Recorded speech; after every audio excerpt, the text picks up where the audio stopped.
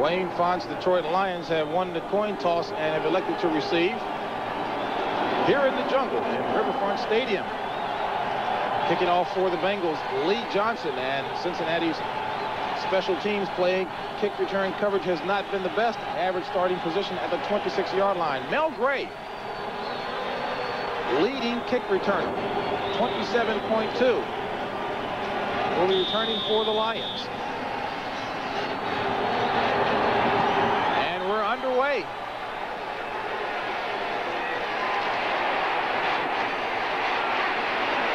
And Bruce Alexander takes it across the 25 to about the 27-yard line. So a 25-yard return, and Rodney Peete will get things underway for the Lions. Peete feeling much more comfortable in this run and shoot offense, and the offensive line trying to do a better job of protecting Lomas Brown, Andelsek, Kevin Glover, Ken Delafour starting again, and Eric Sanders. Backs and receivers. Keep in mind that Richard Johnson and Keith McDonald both are suffering with injuries. May get out of here a little quicker than expected. Jason Phillips when they have a need for an extra receiver. 1st and 10 for the Lions. Ball marked at the 26. Sanders. And Barry Sanders, 3-yard run up to the 29. Will bring up a 2nd and 7. The defense of the Cincinnati Bengals, Jim Scow, Tim Crumry, and Jason Buck. Linebacking core, no superstars here, playing adequately, lacking a real serious pass rush. And the secondary holding up, Phillips, Thomas, Dixon, David Fulcher, Robert Jackson, and Barney Bussey in for the nickel and dime defensive packages. 2nd and 7 for the Lions. Keith McDonald in motion.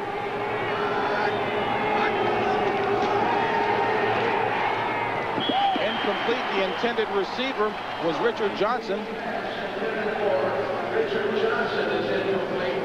And Rodney Peete feeling much more comfortable at the helm right now. This run and shoot situation they have in Detroit, JB, is one that takes a lot of experience of using it. I think the more that this group of players stay with it, the longer they use it, the better they're going to get at it. Their problem has been not the system itself. Their problem has been people turning the ball over within the system.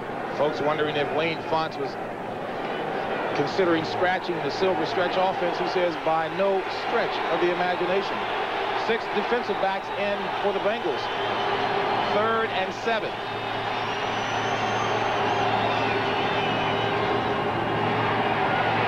Peete with time, going up top. And it's complete to Robert Clark. And Robert Clark dragged out of bounds at about the 2-yard line by Ricky Dixon. A 69-yard pass play from Rodney Peete to Robert Clark. Well, that's what that thing can do for you, JB, that Silver Stretch thing, and it's designed to put a lot of pressure on the seams. They're going to bring the motion man all the way across, and then he's going to hit that seam right down through the middle. Here he comes in motion. Then the middle man, number 89, Keith McDonald, Richard Johnson, the other 2 slot guys. This is to determine coverage. That defensive back moves, and there he goes. There goes the motion man right down the seam. Nice throw, right on the money. This thing applies a lot of pressure to the seam areas. 1st and goal, ball at the 2.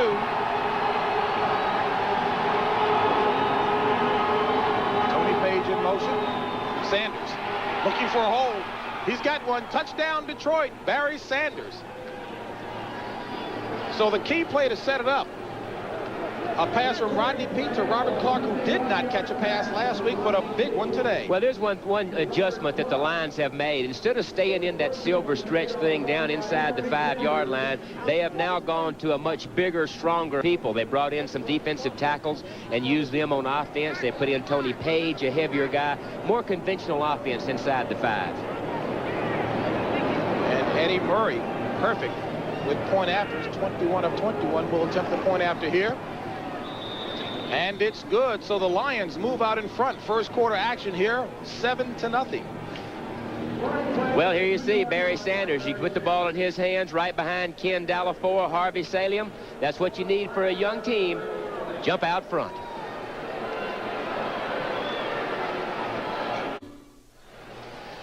No doubt about it that the Silver Stretch has as a benefit quick strike ability. It certainly does that. When everything works the way that it is supposed to, when the quarterback, Rodney Peete, does the correct reading, everybody runs the right routes, he can do some damage. Well, not only the opening drive here, an exciting one, but Minnesota, Herschel Walker took the opening kickoff 93 yards for a touchdown. The point after was missed. So the Vikings lead that one 6-0, and a little bit of a trick play here. Wynn grabbed the ball and knocked it off the tee. The designated holder. They very well see that.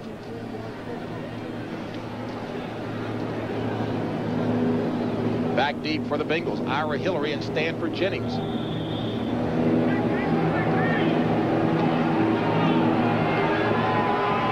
This will be Stanford Jennings from the 6. And Jennings across the 25 to about the 27-yard line. A 21-yard return by Stanford Jennings, stopped by John Miller. So Boomer Esiason will come on to lead the Bengals. 1st and 10, ball officially marked at the 27-yard line. Boomer Esiason nagging injuries, but still extremely effective as a QB. Yeah, off to a really good year, but like, as you said, injuries to the ankle, injuries to the lungs.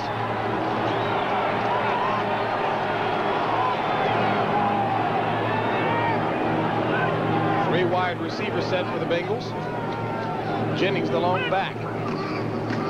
And this is Jennings. And Jennings met right at the line of scrimmage. Pushed ahead maybe about 1 yard by Victor. Now let's check in New York with Brent Musburger.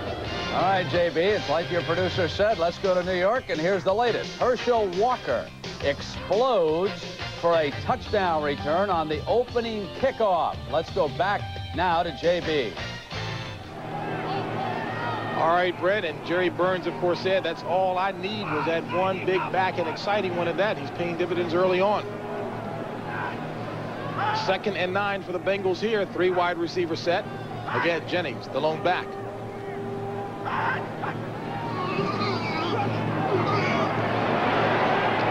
Boomer, complete. And enough for the first down. That one to Rodney Holman. 10-yard pass play from Esiason to Holman. Backs and receivers for Cincinnati. Stanford Jennings starting in place again of the injured one, Eric Ball. Mike Martin and Ira Hillary in when additional receivers are needed. There, JB, you see they jump into the no-huddle situation designed to limit your opponent from bringing in their specialized, their situation substitution people. And Boomer Esiason does an excellent job at reading the defense well. 1st and 10 for the Bengals. Ball at their own 39. Mike Martin in motion. And it's complete to Tim McGee. So Boomer warming up with the short range passing. 8-yard pass play will bring up 2nd and 2. Lions defense, Jerry Ball, one of the best in the business. Keep an eye on him. Flanked by Eric Williams and Kevin Brooks. Linebacking core, probably the strength of the defense. And Nico Noga in place of the injured Victor Jones. 2nd and 3.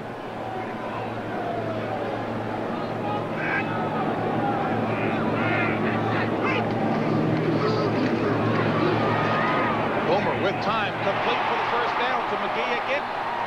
And McGee inside the 40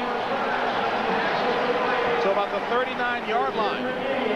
19-yard pass play, and the Bengals are on the march on their opening drive. Well, here you're going to see Tim McGee. There comes the motion. They give you so many things to look at, so much motion. They get so many people involved in the offense. It's really hard to settle into one thing. Tim McGee drives Jerry Holmes, number 43, off the ball. Nice throw by Esiason. James Brooks, the lone back, 1st and 10. Ball at the 33 of Detroit. 10:53, opening quarter. Lions on top 7-0. Jim Riggs in motion. This is Brooks. Brooks stepping through nicely. Inside the 30, a 5-yard gain.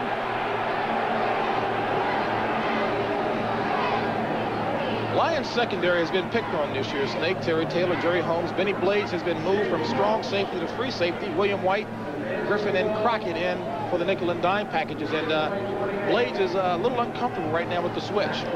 A career move by Wayne Fonts. Move Benny Blades back into the free safety area, not in on as many tackles, but free to roam around back there for play a little pass defense. 2nd and 5 for the Bengals. Ball at the 28 of Detroit. Martin in motion. Jennings. Not much room for Stanford Jennings.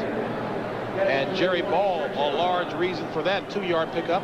Well, as you said earlier, one of the best in the business. He and Michael Carter in San Francisco, probably the 2 best nose tackles. And what you ask that guy to do right there is just clog up the middle. Hurts the running game. It's amazing how when we were watching film all this week, Jerry Ball was everywhere on the field. Well, they're using him in a lot of different places. They've now used him on special teams to help on the kickoff returns. They put him in their short yardage package and goal line package down near the goal line for his blocking. 3rd and 3. Brooks and Jennings in the backfield. This is Brooks. And Brooks is wrapped up in the backfield. Give the credit to Jimmy Williams, who's playing some fantastic football this year. Injured last season. Wanted to be traded. Wayne Fonts talked him back into staying here, and he's playing well. Well, you watch Jimmy Williams, number 59, play this on the left-hand part of your screen. He just rides it down, plays off the blocker, rides it down, and waits for a little help from his friends. And this group is a good group that flies after the ball. That linebacking core, Noga, Spielman, Williams, and Jameson, they all go to the ball. And an injured Bengal on the field. It looks to be Bruce Kozerski, 60-year center out of Holy Cross. And Jerry Ball spoke very highly of Kozerski. This was going to be a key matchup and still may be. Let's check the extent of the injury here. There is no TV timeout on the play. And Snake looks like he's having a little trouble catching his breath. Yeah, Kozerski, 64 right there. Jerry Ball right on his nose. He tries to get through to the other linebacker, bypass his ball, gets through, and he's like he's caught up in a bunch of bodies right there. It's really hard to say. Could be a key matchup if he's out, JB, and who they put on Jerry Ball.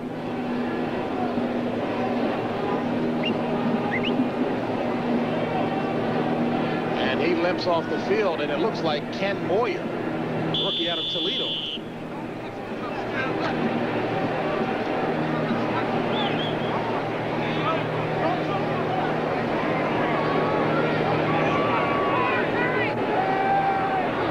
Jim Breach will be attempting a 45-yard field goal.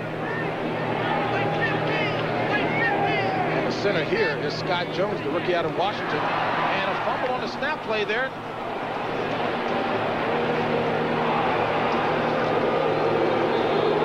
Bad snap. Yeah, the holder, Lee Johnson, had a little trouble getting that ball position right there. Looks like a little low snap, JB, and I think the holder probably does the right thing. Watch where the snap ends up. Watch the snap coming back. Low, one hopper, bounces right there. The best thing to do, try to kick him out.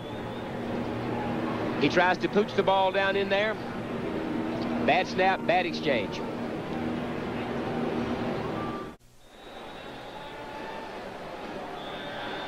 So, Snake, not an unusual situation when you lose your starting center, Bruce Kozerski, and you have rookie Scott Jones, number 77, going in there to snap. Sure, you throw him in there cold right off the bench after an injury, and then, like you said, not unusual to see a bad exchange.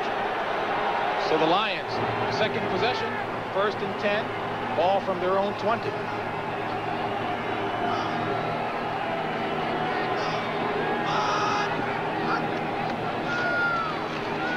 Delayed handoff to Barry Sanders, and Sanders with the 5-yard run up to the 25 will bring up a 2nd and 5 situation. Everybody that we talk to has great respect for that young man right there. Everybody compares him to Earl Campbell, a mini Earl Campbell, not quite as tall as Earl Campbell, not quite as heavy, but tremendous leg strength. And a lot faster. Teammates love him too. Easygoing, quiet guy, very humble. They're ripping him up nicely. Sensitive guys in the NFL, of course. 2nd and 5 for Detroit.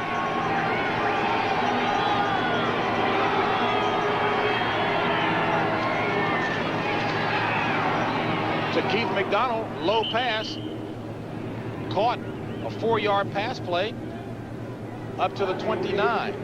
Will bring up a 3rd and 1. Wayne Fonts dedicated to staying with Rodney Peete, says this guy has the mobility, has the intelligence and leadership qualities. And even the veterans along the offensive line, Ken Gallafor said the same thing about Peete. I think they all like the way that he handles himself, the way that he's running the offense. The only thing that Rodney Peete needs that he doesn't have, of course, is experience. I think he'll get better as he plays. 3rd and 1. 4 wide receiver set.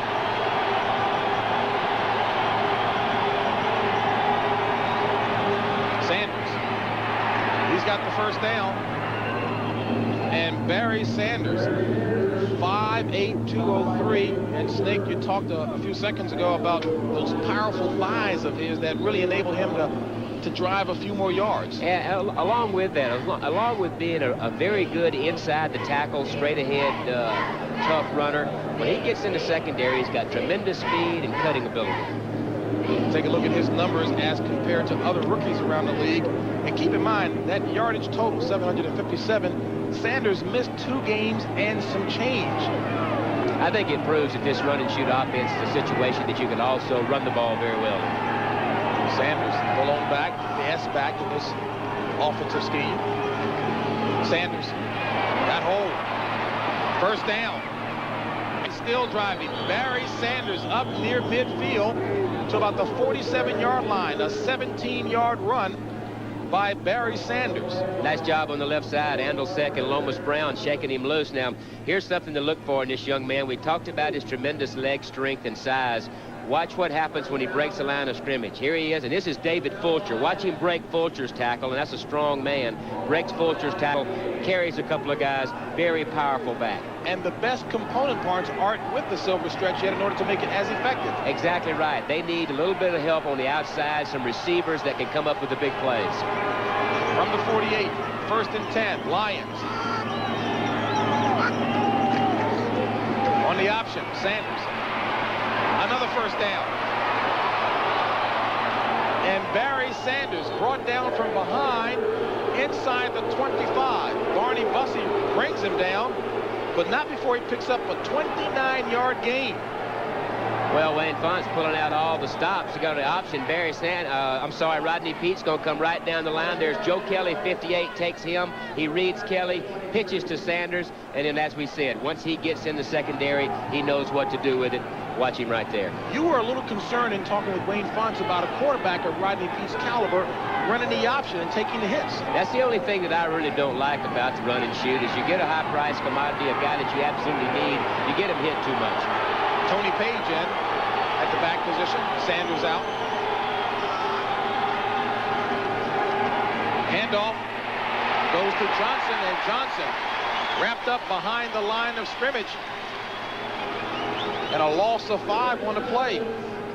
One of the ways that they try to vary their running attack, take a little bit of the pressure off of Barry Sanders, is they'll bring those receivers, the inside guys, Richard Johnson, they'll bring Keith McDonald, bring those guys in motion and try to pop them through there with a running play. Wayne Fonts, defensive-minded as Sam White that time. Certainly giving credit to Leo Barker, who wrapped him up behind the line of scrimmage. A 2nd and 15. Tony Page, still the lone back. And Page recovers the drop ball. Peete was trying to option that time, and Page didn't seem to have his attention there. Well, if you look at that situation right there, they brought up an awful lot of people. They got people all over. One guy in the back, you see Fulcher, the safety back there, but they're up there. They've got 7, 8 men on the line of scrimmage. They've got somebody for the quarterback. You see him right there. And they've got people for the pitch man. Have a situation where you get that man-to-man coverage, we got to throw the ball. And another Bengal is down, and the injuries that have been plaguing the Bengals continue. Sam White was watching yet another of his players fall slightly to injury that time. That was Jim Scow. We'll get a report on him in just a moment. And Sam White mentioned how important this game was in the remaining 6 games. I mean, this is their season. 28th the Bengals are against the rush, and they haven't been able to stop Detroit so far. They really haven't. Their run defense has been terrible this year, JB. Their secondary has played very well. 52 yards total on the ground for the Lions in 2 possessions. 3rd and 16 here. Flags are thrown everywhere. And today the referee is Dale Hammer.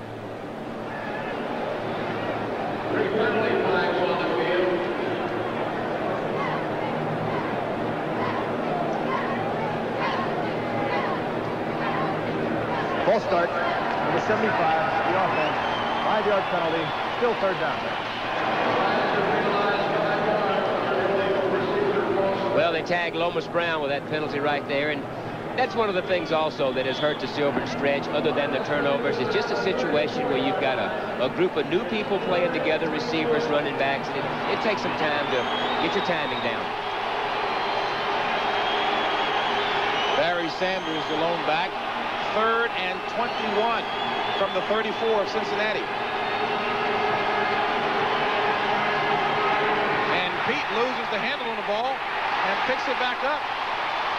So a couple of miscues on this possession for Detroit. Tony Page not looking for the pitch off, and now Pete losing the handle, and Brent's got a busy day in New York. Let's check back in with Brent. You got that right, JB. Now watch this linebacker, 58 I believe it is, Winston Moss, get in behind Jimmy Harbaugh for the Buccaneers, force the interception. Reuben Davis walks in. It's 10-0, JB. Can you believe it? The Bucs are beating the Bears. Back to you. Too, Brent, and Tampa Bay is really a tough defense that's playing really good. Winston Moss doing most of the pass rushing for Tampa Bay. Tough defensive unit. Jim Arnold gets the punt off for the Lions, and a good one at that, as it takes a Detroit hop and lands at the 12-yard line. And there is a flag on the play. 23-yard punt by Jim Arnold. And while we await the officials sorting things out, let me bring the Cincinnati fans up to date. Jim Scow left the game with a dislocated shoulder, and Bruce Kuzerski, the starting center, had a knee in his back, but it looks like he may be able to come back.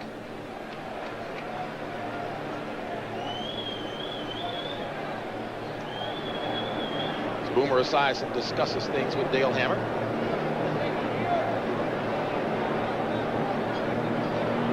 And Snake just mentioned about that Tampa Bay-Chicago contest. Boy, that ought to be a real war.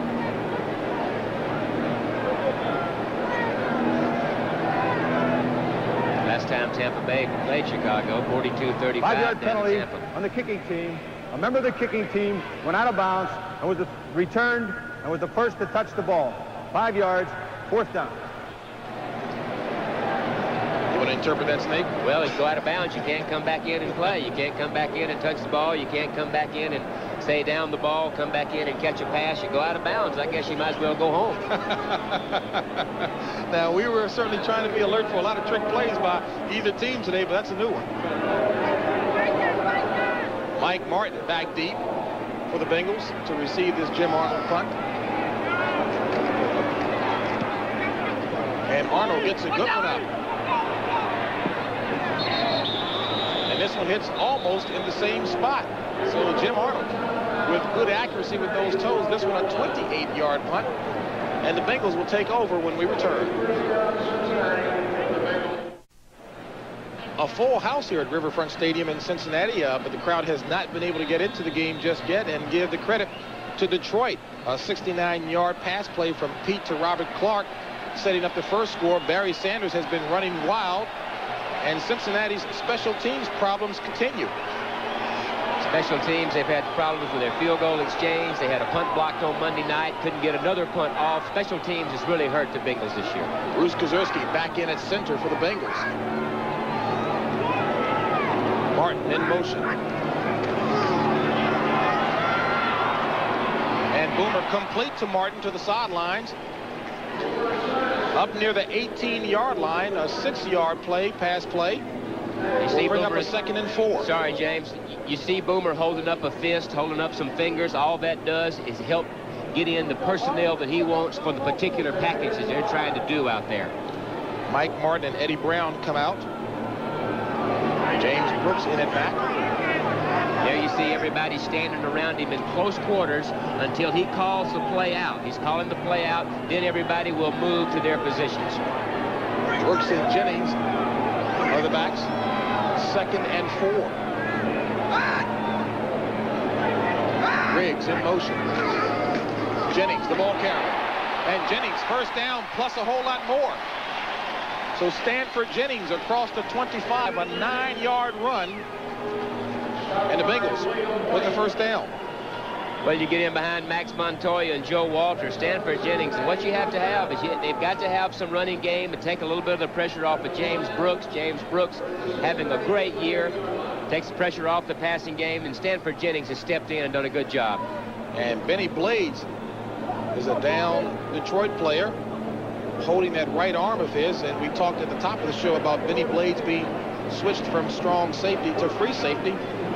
And Wayne Fonts said he met Blades head-on in that discussion as to why he was making the switch. Well, he said it was a career move for Benny Blades. Moving back to safety a la Ronnie Lott. The way that San Francisco moved Ronnie Lott back to free safety, I think it stretches a guy's career a little bit longer because he doesn't have to come up, support, take on those guards, hit those big backs quite as much, more of a center fielder. Do you agree with the move? I agree with the move completely. I think a move like that for Benny Blades will lengthen his career, get him comfortable back there where he can roam center field, and he'll make plenty of plays. What's the tough thing for him in making that adjustment, although he played free safety in college? I think the toughest thing for Benny Blades is not being right in the middle of all the action all the time. He wants to stick his nose up there, make tackles, be involved in the running and the hitting game, and I think what this does, it makes, like I said, more of a center fielder out of him. But I think it's a great move for him. Brooks and Eric Ball are the backs for the Bengals. From their own 28, play action. Boomer. Complete to Eddie Brown across midfield.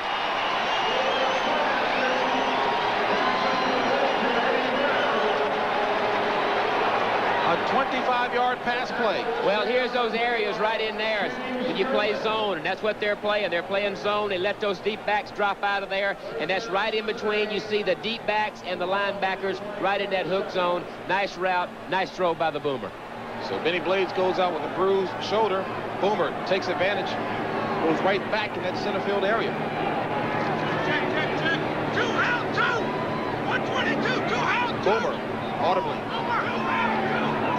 1:37 and counting remaining in the first quarter. Bengals trailing by 7. Play action. And complete, and taking a hard hit at that was Rodney Holman. But good for the first down. William White applying the hit. There's the play fake from the back, holds these linebackers right there, gives your tight end Rodney Holman time to get it behind him. Here's the fake. See how it holds the linebackers? There goes Holman right in the middle in those hook zones. Nice throw. Good call against that deep zone. Ball at the 28 of Detroit. Boomer's running the whole game from the line of scrimmage. You see him directing traffic out there based on the alignment that he sees. Very authoritative.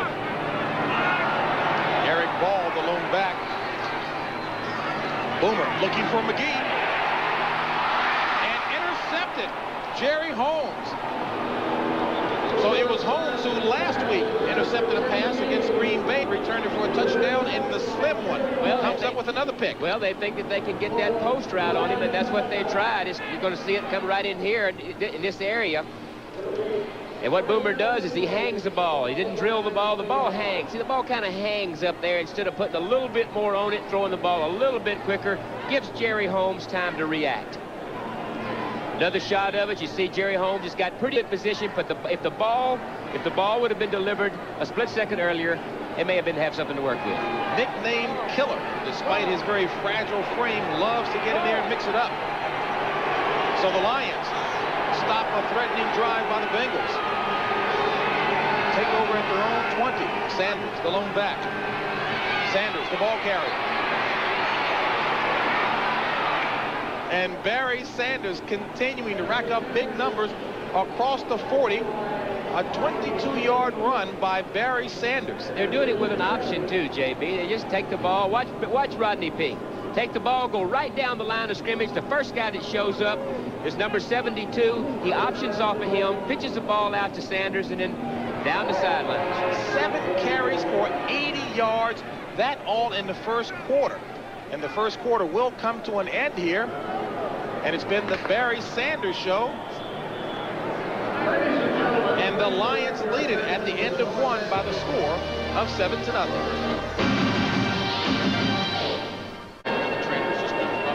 Well, it's been the Barry Sanders show in the first quarter. Let's also give a little credit to Robert Clark, who was on the receiving end of that 69-yard pass. But it's really hard to believe that front says, hey, this guy, Barry Sanders, hasn't exploded yet. The thing that would help Barry Sanders and this offense an awful lot is some dangerous outside big play receivers would open the middle up for him. Everybody plays them tight with their front seven to stop Sanders. As if he's not doing enough damage already. Keith McDonald in motion. Inside handoff to Richard Johnson, and Johnson loses the ball. And does Cincinnati recover? They do. So Richard Johnson down on the field at the 40-yard line. Turns the ball over, and Cincinnati has a chance. Well, it's a variation of their running game. They get everybody going following Sanders. They try to bring the ball back underneath to Richard Johnson. Jason Buck runs it down the backside, strips, causes a fumble, and there's Joe Kelly, I'm sorry, number 58. They need to get Barry Sanders involved in the game and get these wide receivers running and catching passes as opposed to trying to run the reverses back underneath. I think they're better off staying with a plain running attack. I mentioned earlier that Richard Johnson was playing today with a foot problem. Don't know whether or not that's causing any problems for him. But on that particular play, he got hit hard, and they seem to be checking his chest area out. And the Bengals with another opportunity. The penetration by the defensive line is what really hurts those kind of plays, because you've got some underneath ball handling back there close to the line of scrimmage, and any kind of penetration by the defensive line is going to destroy that play.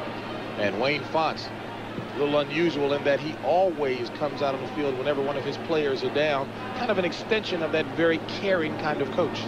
Well, he's a guy that really takes an awful lot of pride in his people. He's established a situation in Detroit by giving each one of the offensive and defensive coaches their own office. He shares in everything that comes to him, whatever that might be, he shares with his people. No huddle, JB, on the sidelines. They come over the sidelines, get their play, as we said, to limit personnel changes by the other team. Trying not to give the defense enough time to figure out what it is they're going to do. Play action. To Tim McGee, complete down near the 20-yard line. So Boomer Esiason threading that one nicely. A 25-yard pass play from Esiason. Same as the other play where they had the ball fake in the middle of the line of scrimmage. There's a ball fake. There's a tight end going across. And now look at that big hook area, that big hole right in the middle of the defense. They're really working on that with the tight end and the outside receivers. And the report from the field, Richard Johnson had the wind knocked out of him. I'm sure making that hit even harder for Richard Johnson was the fact that he lost the ball. Defensively, what do you do to try to stop that sort of thing? Make your linebackers aware that they are working on that deep hook zone area. Make them take deeper drops. Make him throw the ball underneath. And the play was being reviewed quickly upstairs to make certain that it was not picked up off of the carpet.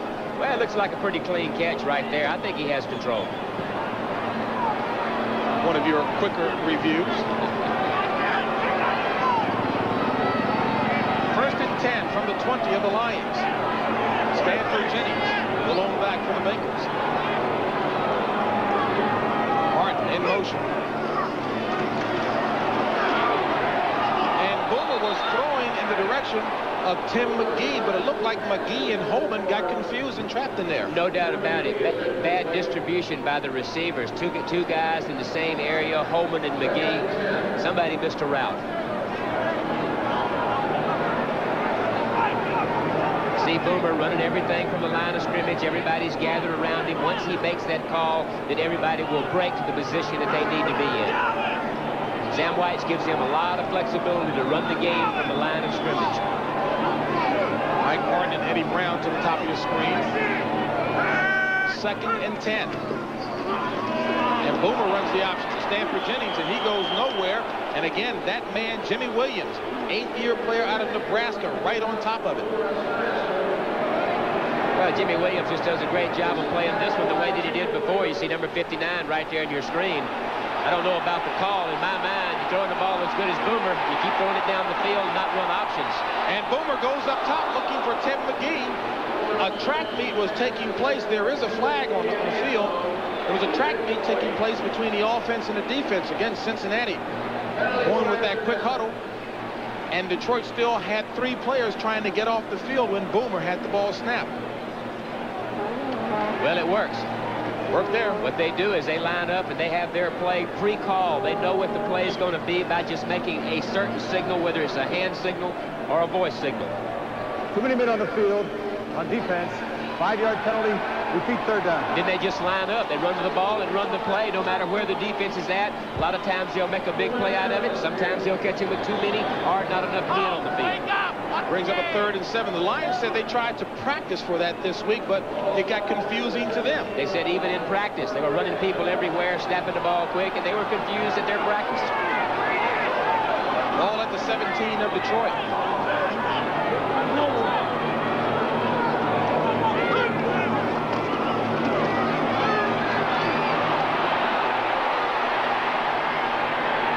Touchdown, Cincinnati. Tim McGee.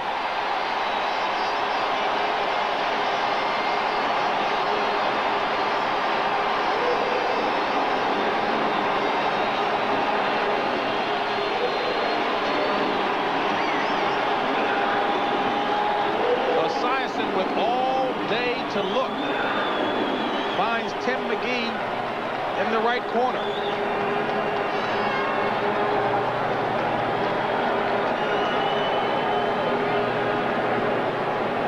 Jim Breach, 15 of 16 with PATs on the year.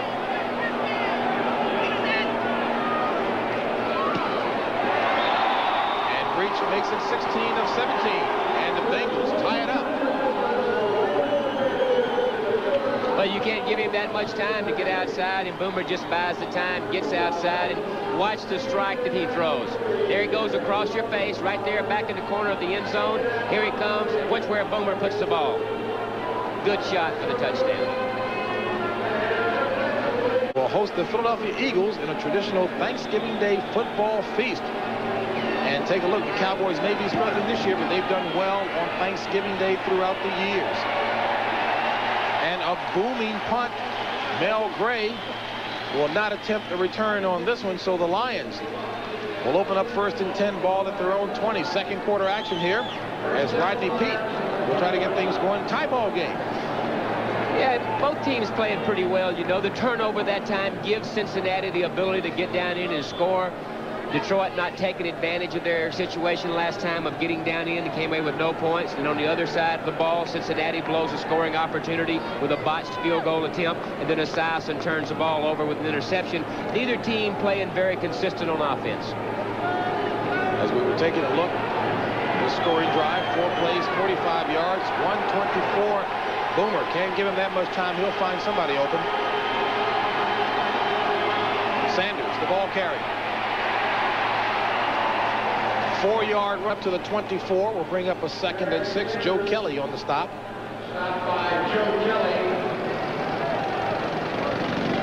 Lions really have 2 superb rookies when you take a look at what rookies are doing around the league and contributing the first year. And Rodney Peete and Barry Sanders, boy, you couldn't ask for more from these 2. I think Rodney Peete is a perfect type quarterback in this situation, and of course everybody would love to have a Barry Sanders. 2nd and 6. Johnson in motion. Going for Johnson. Incomplete, broken up by David Fulcher. And Rodney Peete looked as if he was giving Richard Johnson a chance to atone for the mistake. The mistake, we were talking about some of the rookies around the league who are performing well, and look at some of the Rookie of the Year candidates. Detroit has 2 strong candidates. Bobby Humphrey from Alabama doing a good job. Had 4 or 5 100-yard games for Denver. And, of course, Eric Metcalf, the good all-purpose back, returner, punt returner, kickoff returner, running back. Of course, Pete Sanders, Deion Sanders. Derek Thomas from Alabama has 9 sacks at Kansas City. 3rd and 6.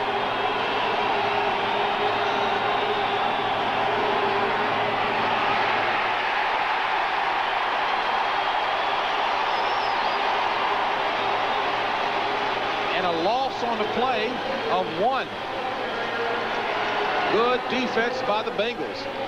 Well, the Bengals defense seems to have settled down. They're getting the penetration that they need. Bussey comes in on a dog. You see Barney Bussey, number 27, getting penetration right on top of Sanders. They seem to be settling down, getting some type of read on what they're trying to do with Sanders. So Jim Arnold will try to boot this one away. Mike Martin back to receive.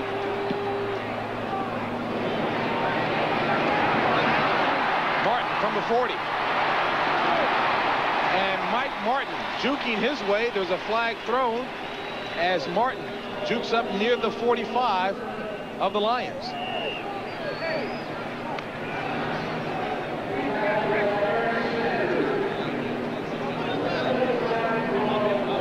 "39-yard punt, 16-yard return."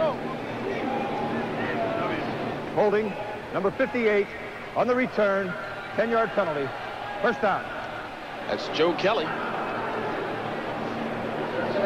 Well, it's a game of field position, James, and that time right there, they don't get the ball out. They don't get any first downs. They kick the ball, and they give Cincinnati a chance to come out at midfield, and you give Boomer Esiason midfield field position. You're asking for trouble. No mistaking what Barry Sanders has done for the Lions. Impressive numbers coming in the first quarter and a half. Cincinnati special teams problems continue, but Boomer Esiason very authoritatively getting his team back into the action. And Snake, the Bengals the last few series seem to be playing with a lot more emotion. Well, they have to. Their backs are against the wall. It's the first game of, as we said, it's the top of a 6-game season. So if there's any reason to play, they've got it. Well, Sam White, certainly probably the most innovative coach right now. A number of people are saying that, looking for an opportunity to get his team fired up. First and 10 for Cincinnati. Ball at the 42.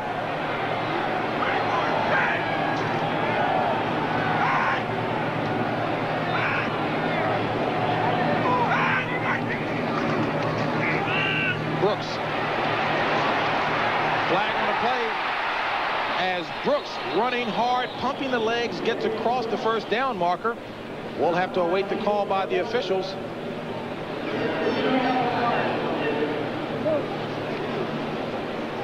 And getting up slow for the Detroit Lions is Kevin Brooks, who was hurt on the play. James Cripps coming in to replace him. Holding, number 82 in the offense, 10-yard penalty, repeat first down. And that's Rodney Holman. So Kevin Brooks leaves the field for the Detroit Lions, replaced by the rookie from Memphis State, James Cripps.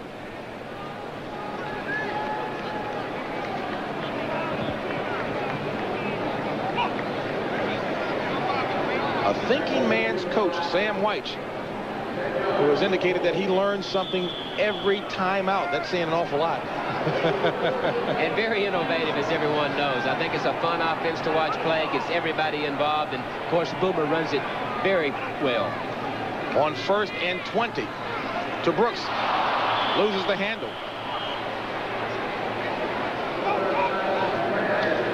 This telecast is presented by authority of the National Football League and is intended for the private use of our audience. Any rebroadcast or other use of this telecast without the express written consent of the Cincinnati Bengals and the National Football League is prohibited. Again, the no huddle situation. There they are gathering around Boomer Esiason at the 31, 32-yard line. Directing traffic, running the game from up at the line. Boomer seems to have an awful lot of individual responsibility in this scheme.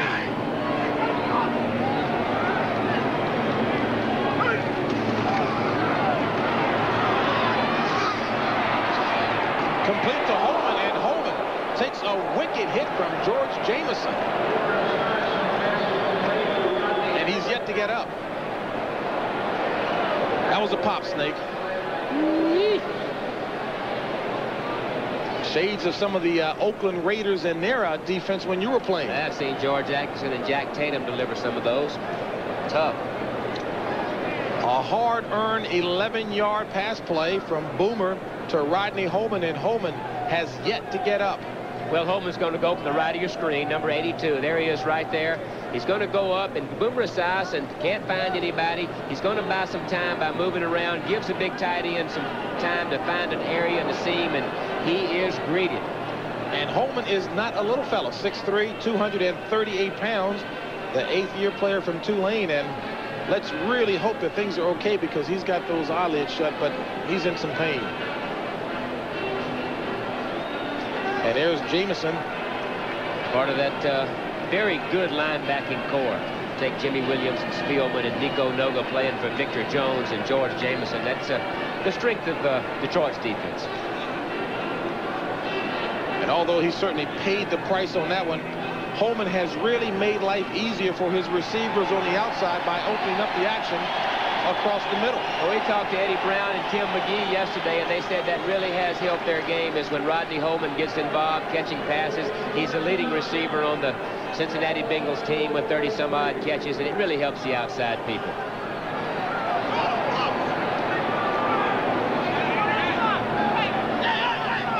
Third and 9. Brooks, the lone back. Martin in motion. Boomer with time. And drills it. Is it complete? And indeed it is. So Boomer Esiason threading the needle that time with the pass to Eddie Brown. I think the first thing you notice here, JB, is the pass protection. Look, nobody around Boomer. He sits in there, sits in there, sits in there. Lots of time to pick out whoever he wants. They've got to get more pressure on Esiason. They got the first down by about a half a yard. It's kind of interesting as we saw James Brooks come into the play. Actually thought maybe the ball was for him. I'm not really sure who that was to. But as a quarterback, you say, yeah, sure, I was throwing it to the other guy that caught it. That's right. 10-10 remaining in the second quarter. Tie ball game, 7 apiece. Hand off to Jennings. And Jennings driving his way up the 38. Make that the 42. 5-yard run. Hard run at that by Stanford Jennings. Stanford Jennings getting an opportunity to play. Here's the no-huddle situation again, as we've been talking about. Everything is run. They bunch up right there, really huddle a couple of yards behind the ball. We talked to Sam Weiss, and he says, well, who says you have to go 7, 8, 9 yards behind the line of scrimmage to get plays worked?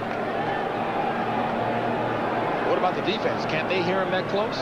You know, it's mostly done with a series of numbers that would really be hard to understand for another team. And complete to Riggs. And Riggs, about a yard shy of the first down marker. Called it a 3-yard pass play. Will bring up a 3rd and 2. Jim Riggs, third-year player out of Clemson. Big fellow, 6'5", 245. Yeah, I guess it wouldn't make too much difference in the defense if they can't figure out that mumble jumble anyway. If they don't know the terminology, they don't know how the series of numbers works, and most offenses are based on a series of numbers, and if they don't know the terminology, they can't understand what's going on.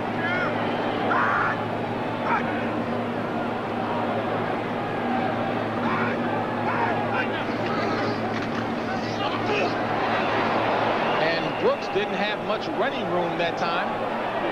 No gain on the play. And Jerry Ball, the big fella, clogging up things.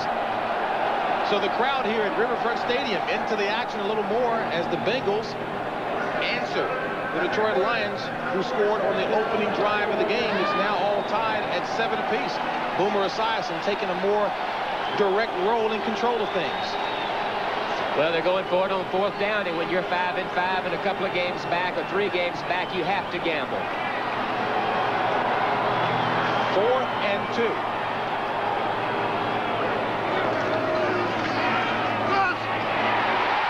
First down, Holman.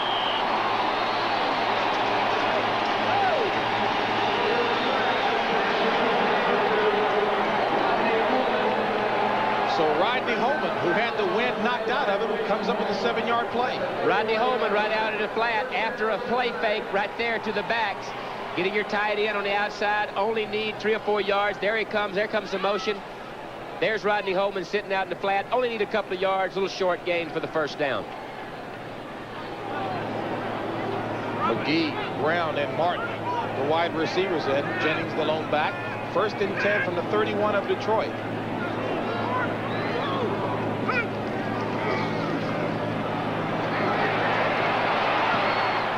Across the middle, complete to Stanford Jennings. And Jennings helps the Bengals to pick up 7 yards on that play. Chris Spielman on the tackle. Anytime you have a good running game, the first thing you have to be able to do is handle the nose tackle. There's Kozerski, number 64, getting some help from Montoya, number 65. Double teaming Jerry Ball. You got to handle that guy if you're going to run the football. And boy, do they need some help, as Ball was pushing both players back. Impressive ball player. 2nd and 3 from the 25 of Detroit. 7:13 remaining in the first half.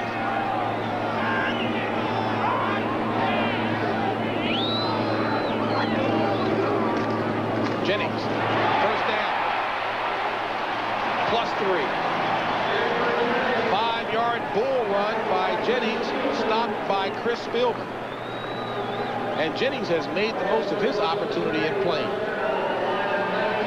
Well, that big offensive line, when they are all healthy, as good an offensive line as you'll find in the NFL. They've been beat up this year with injuries, but when they're all together, they can take charge.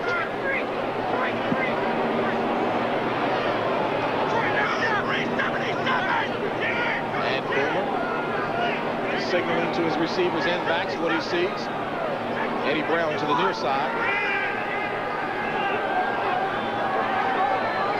5 seconds remaining. Complete to McGee down to the 2-yard line. So whatever Boomer saw, he read it well. You bet. And you heard him, Adelman, right up there. He sees how far that defensive back is playing off. He looks out there, sees how far he's playing off. He gets the audible he wants. There's the strike on a slant route out there. Good call, good vision by Boomer Esiason. So although Boomer has been plagued with problems, an ankle problem, and of course a bruised lung, he still has that head together, that mind. Really runs this complicated offense very well. 1st and goal from the 2. That's a normal short yardage package you see right there with a couple of tight ends. Jennings wrapped up in the backfield, stopped by Jerry Ball. And Jerry Ball busted his way in and grabbed it for a 2-yard loss. Well, as we said, if you're going to run the football, that's the guy you got to take care of. And here's 300-pound Jerry Ball getting penetration. You can't let him get penetration. He knocks off the guard. He destroys the timing. You see Montoya there. It's you got to keep him on the line of scrimmage. If the Lions were a winning organization, Jerry Ball would be one of the, if not the most talked about nose tackle around. 2nd and goal, Ball on the 4.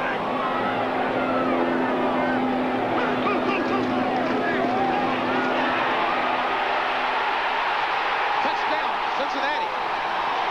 Craig Taylor.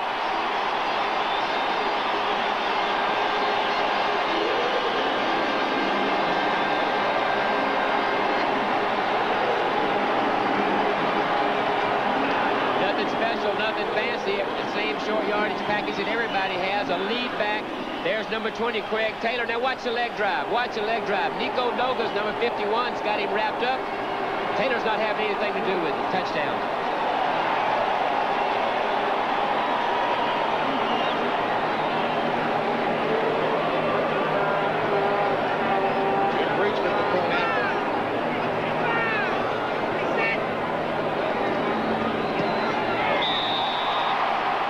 Bengals move out in front by a touchdown. So the Bengals bring in a rookie, Craig Taylor, out of West Virginia. And he takes it across for the go-ahead touchdown.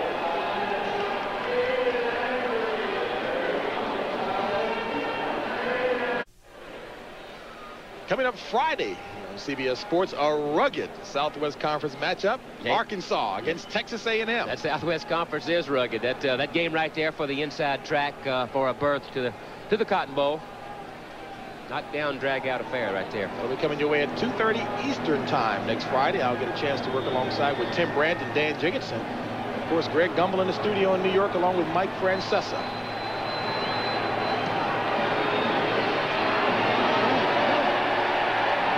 Mel Gray, again, without an opportunity to return this one.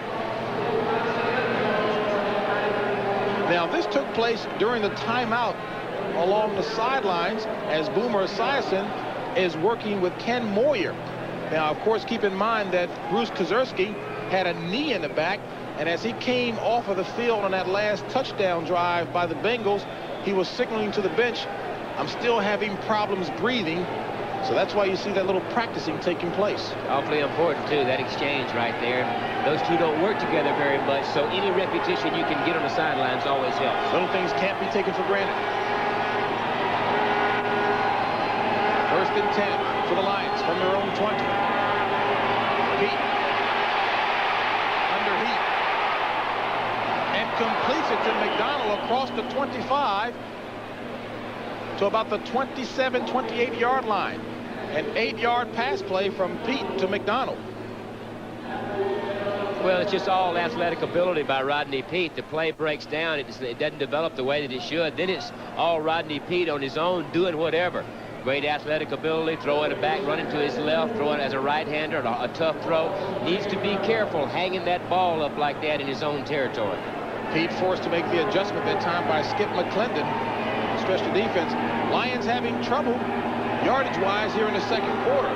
Typically, those problems have come in the third. Second and 2 to Walter Stanley. And Stanley loses the ball. Picked up by the Bengals. Joe Kelly. And Joe Kelly dives down inside the 1.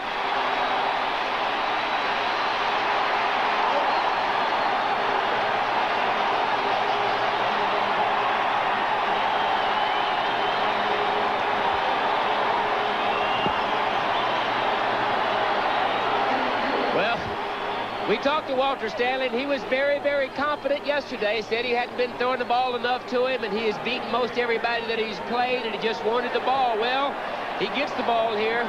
First rule is you need to hang on to it. They shake it loose, and then Kelly gets them in good situation. That man, Skip McClendon, again created the fumble. Joe Kelly with his second fumble recovery. Rodney Peete saving a touchdown. And that defense is fired up now. The crowd's involved in the game.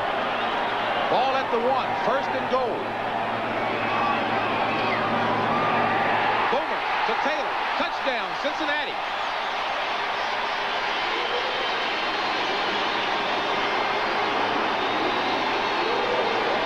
Second touchdown of the afternoon for the 6th-round draft choice, Craig Taylor out of West Virginia. The back, right out of the backfield, right there. Play fake to hold the linebacker. Get Craig Taylor out in the flat, touchdown. And just to think that he was more of a blocking back at West Virginia. But the book on him was that he did have good hands coming out of the backfield. He's showing it there. Good, tough inside runner. That's why they had him in last series down on the goal line. Bigger than Brooks, tougher inside runner. Jim Breach's point after is good, so the Bengals expanding that lead at 21-7. 3:26 remaining in the first half. And Wayne Fonts searching now to come up with the answer to get the silver stretch working again. Bengals have done a very effective job on Barry Sanders, who gained 81 yards on the ground in the first quarter. They've done the job in the second quarter. As we take a look around the league, and again, the 6-3 score, Philadelphia and Minnesota, 93-yard touchdown run, kickoff return by Herschel Walker. Miami and Dallas. Son meets father. David Shula. David Shula, offensive coordinator for the Cowboys. Don Shula. And boy, look at this. Talk about a mean rivalry. The Saints in Atlanta. That game taking place in Atlanta.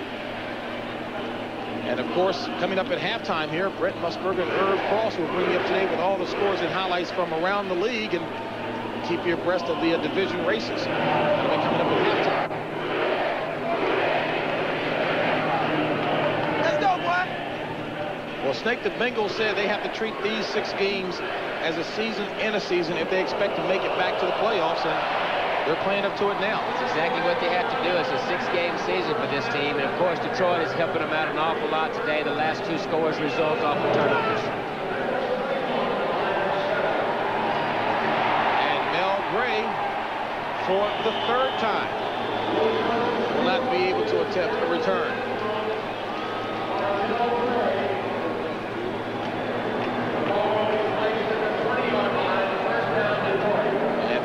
Today, folks, will be busy this week. Not only today, but coming up Thanksgiving Day on Thursday. It all gets started at 3:30 Eastern time. And then you'll see the Philadelphia Eagles and the Dallas Cowboys. And well, let me tell you, the Cowboys really have continued to draw well on the road. This had a 16 road game sellout before they played Phoenix last week. And even Phoenix had the highest crowd, the biggest crowd to turn out of the season to watch the Cowboys play. Sanders on first down. Hit hard by Leo Barker. You know, you get the impression that the Cincinnati Bengals, after seeing Detroit run the ball the first 2 series of downs, they have made some type of adjustment to try to contain Barry Sanders. That adjustment might be an alignment of a defensive end, an alignment of a linebacker, something that will help shut down Barry Sanders inside. Everybody plays Detroit to stop Barry Sanders and make them throw the ball. 5 hard-earned yards by Barry Sanders brings up 2nd and 5. Richard Johnson in motion. Rodney Peete audibly. Option to Sanders. And Sanders loses the ball, but it goes out of bounds. And give Leo Barker the credit for slowing Sanders up and awaiting the pursuit of his teammates. Well, this play worked really well early in the game. They shook Barry Sanders loose for a couple of long gainers. But as I said, they have made some adjustments now. They've got every man accounted for. They've got the quarterback accounted for. There you see number 53, the linebacker putting the pressure on Sanders. Those adjustments have taken that option away. As good as illustration as necessary to point out why the Lions need some effective wide receivers. Exactly. Take some pressure off of the inside running game by throwing the ball outside to some big play receivers. 3rd and 12.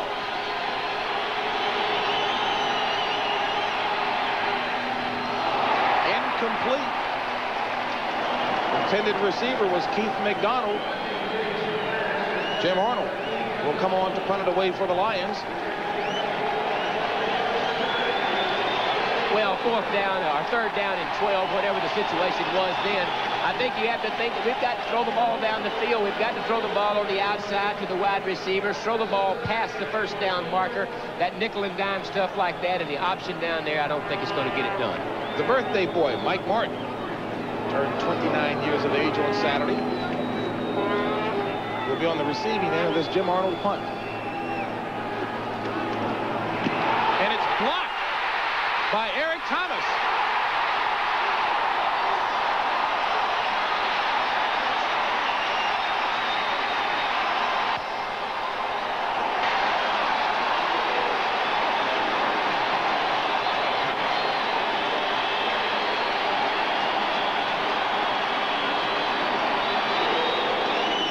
Barney Bussey credited with the touchdown for the Bengals.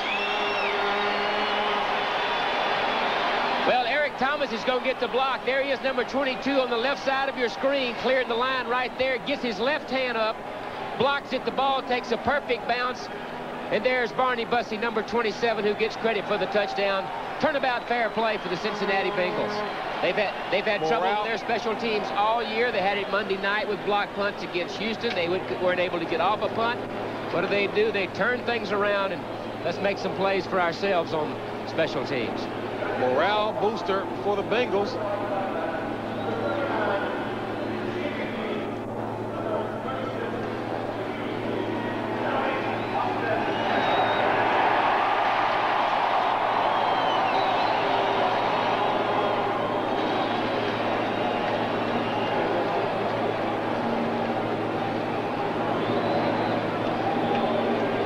Well, as you heard, Dale Hammer offsetting penalties at time, touchdown stands.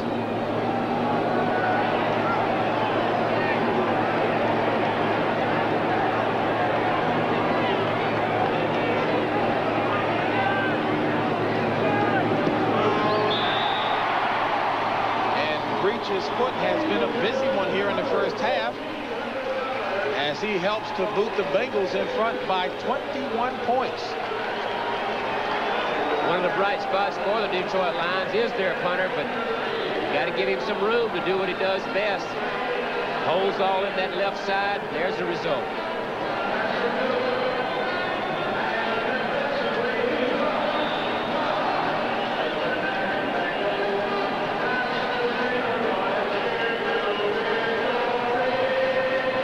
Jim Arnold had not seen one of his punts blocked since 1986. Obviously, not very pleased there.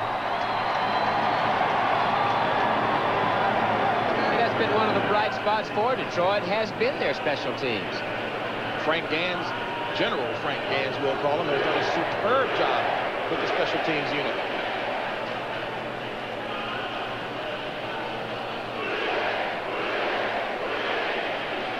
And as you see, coming up at halftime on the NFL today, the Denver Broncos defense. Boy, what a great job they're doing there. Brendan Erb will have the scores and highlights and the story there. And you know the guy who's helping that Denver defense to great heights. Well, Wade Phillips, Bum's son, gone in and changed philosophies, a more attacking, a bigger, stronger group, more of attacking type of defense, and it's really worked well. Onside kick. And it rolled the 10 yards, but William White will make that. James Griffin did a good job of covering and getting the ball. Well, I guess you can do those sort of things when you score 28 unanswered points in a quarter. I guess you can throw that in somebody's face. And I'm sure Sam White's is looking for any edge right now to get his guys fired up, and there is a flag on the play. Offside. The end man on the kicking team. Penalty kick line. Push back.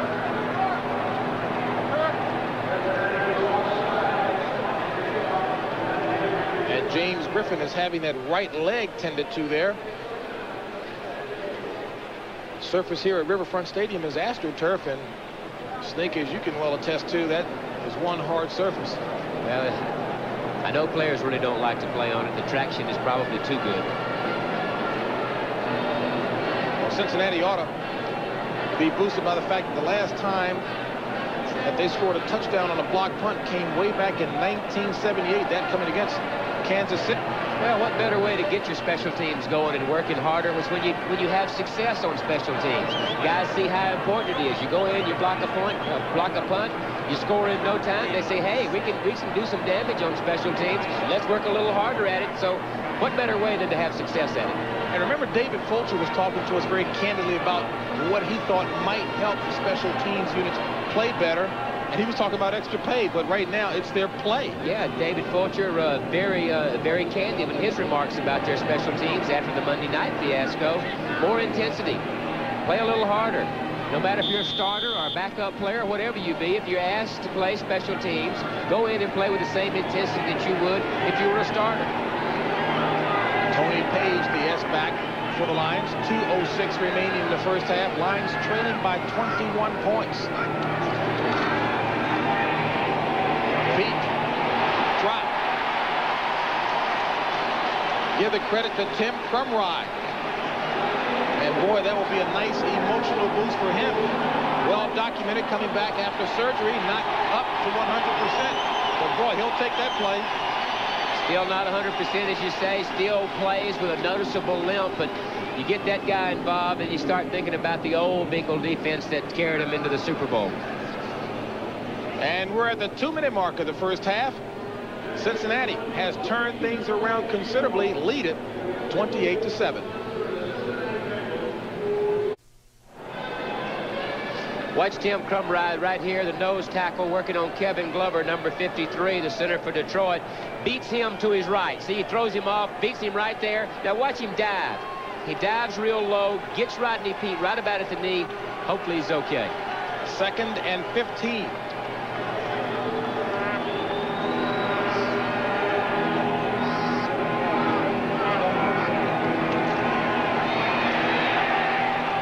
Sanders stopped in his tracks at midfield, a 5-yard gain. Leo Barker continuing to play well, and boy, let me tell you, Barker's been in on a number of plays, playing emotionally. Trying to shake Barry Sanders loose any way they can. They've made some adjustments to stop him on the inside running game, so they're trying to screen to him on the outside. And Rodney Peete having some difficulty getting up that left leg. Well, we showed a minute ago. Sorry, JB. We showed a minute ago when the nose tackle beat their center, hit Rodney Peete on the knee. So it looks like we've got a new quarterback now.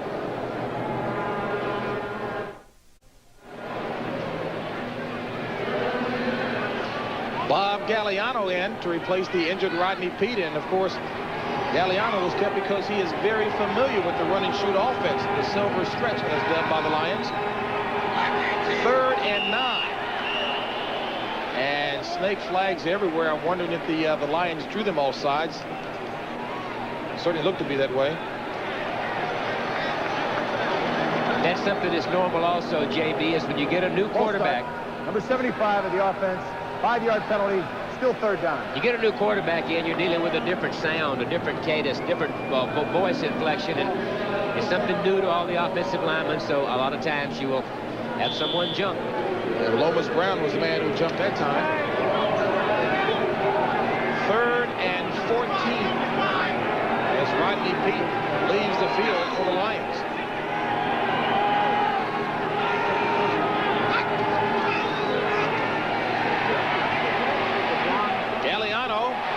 Intended receiver was Richard Johnson. Defense very well. And there's Rodney Peete, as you can see, limping noticeably on that left leg of his. Eric Thomas was the DB, the right cornerback, who defended that play very well, and Lomas Brown. So the injuries continue to plague the Lions. Lomas Brown, the big left tackle, having that knee examined. And Wayne Fonts, unfortunately, getting used to this walk here.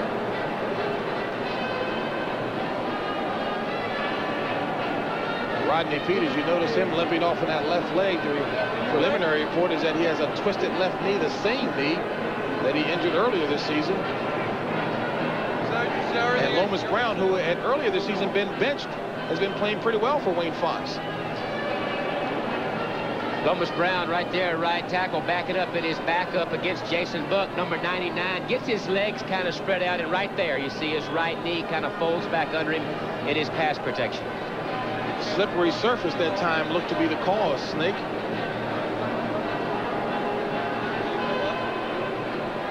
Tampa Bay still leading Chicago, and boy, was Chicago doing an awful lot of wolfing. They were very upset about the turn of events down in Tampa the last time. Last time they played, Tampa Bay beat Chicago down in Tampa 42-35, and the entire offensive team for the Tampa Bay was voted player of the week, upset the Bears a little bit, and they got an ambush set for them in Chicago. Bears said no way will that occur in Chicago, but right now Tampa having its way. Jim Arnold on the punt with 1:36 remaining in the first half. Pushing Mike Martin back, and Martin decides to let it hit. 4-6 hang time on that punt by Arnold.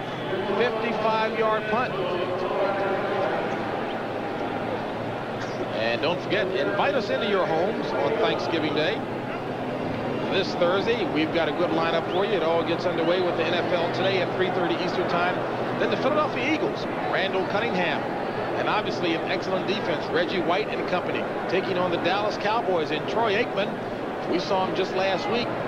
He's looking sharp. Saw him last week, and he is playing well. They're starting to get comfortable in that offense. Troy Aikman, strong arm, and he can do some damage when he gets a little more comfortable with their situation. I understand why so much noise is being made about it. He can play.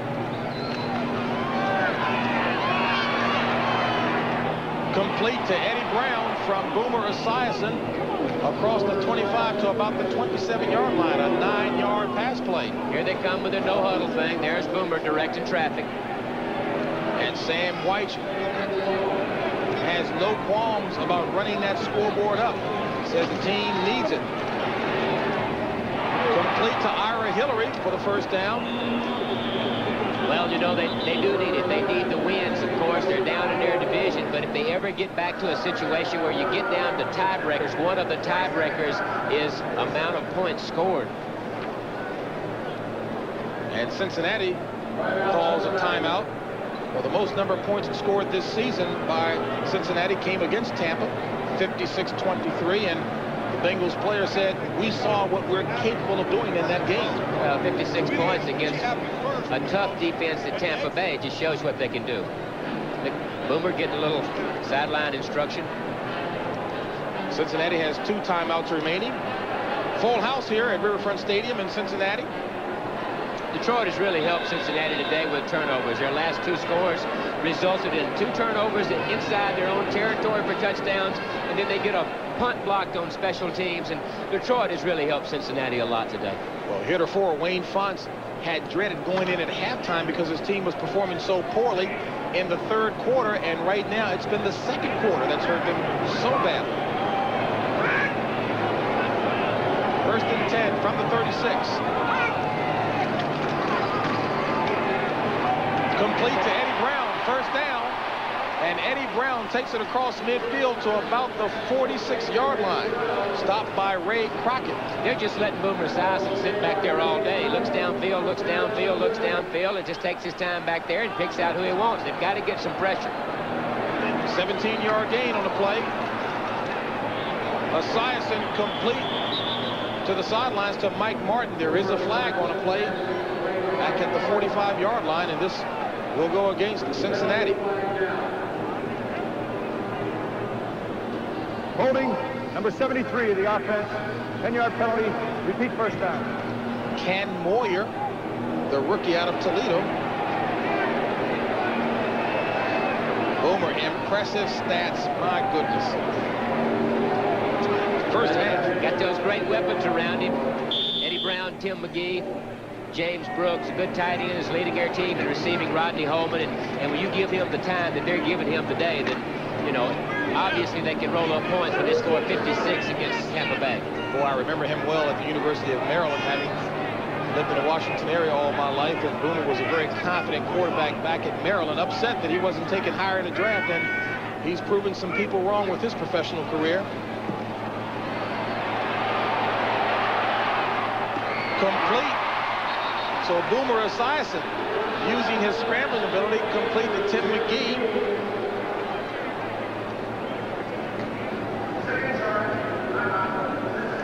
And Cincinnati burns off another timeout. They're about 3 yards shy of the 1st down marker as Boomer, very accurate, 11 consecutive completions. That one a 19-yard pass play. Sam White has learned from some of the best, of course, most recently Bill Walsh, and he's going to need all of that creativity, Snake, because they've got a very difficult schedule ahead of them.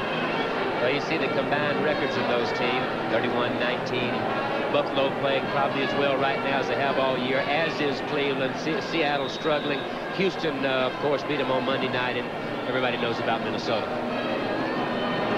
Sam White's the man always looking for an edge, and I know our producer, George Veras, was very impressed with the very sparse office that Sam White has. Only thing that really was prominent was a big VCR, so he can continue to come up with and create plays. Strictly business. 2nd and 1.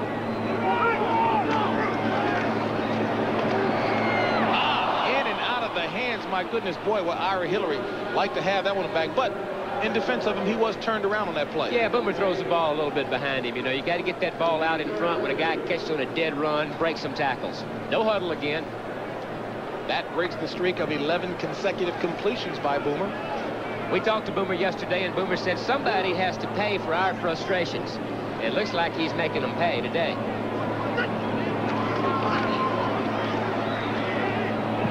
Complete to the sidelines to Mike Martin. 10 seconds remaining, and the Bengals moving in field goal range. Don't forget, coming up in just a few seconds, the NFL Today halftime report. Brent Musburger and Irv Cross, they'll bring you up to date on everything taking place around the league. And of course, the big news that they talked about earlier, Dexter Manley banned for life. NFL 3rd consecutive violation of the NFL's substance abuse policy.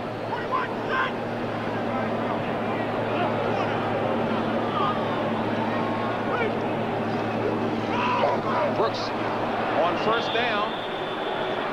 So the Bengals stop the clock with 6 seconds remaining, and Jim Breach will come on to attempt a field goal. Playing for the field goal. They ran the ball to the right side. Maybe Jim Breach likes the ball on the right hash mark, so they run the ball to that side and bring him in. Now, Jim Breach has yet to attempt one in the 40-yard range plus. As long as you saw, there was 38 yards.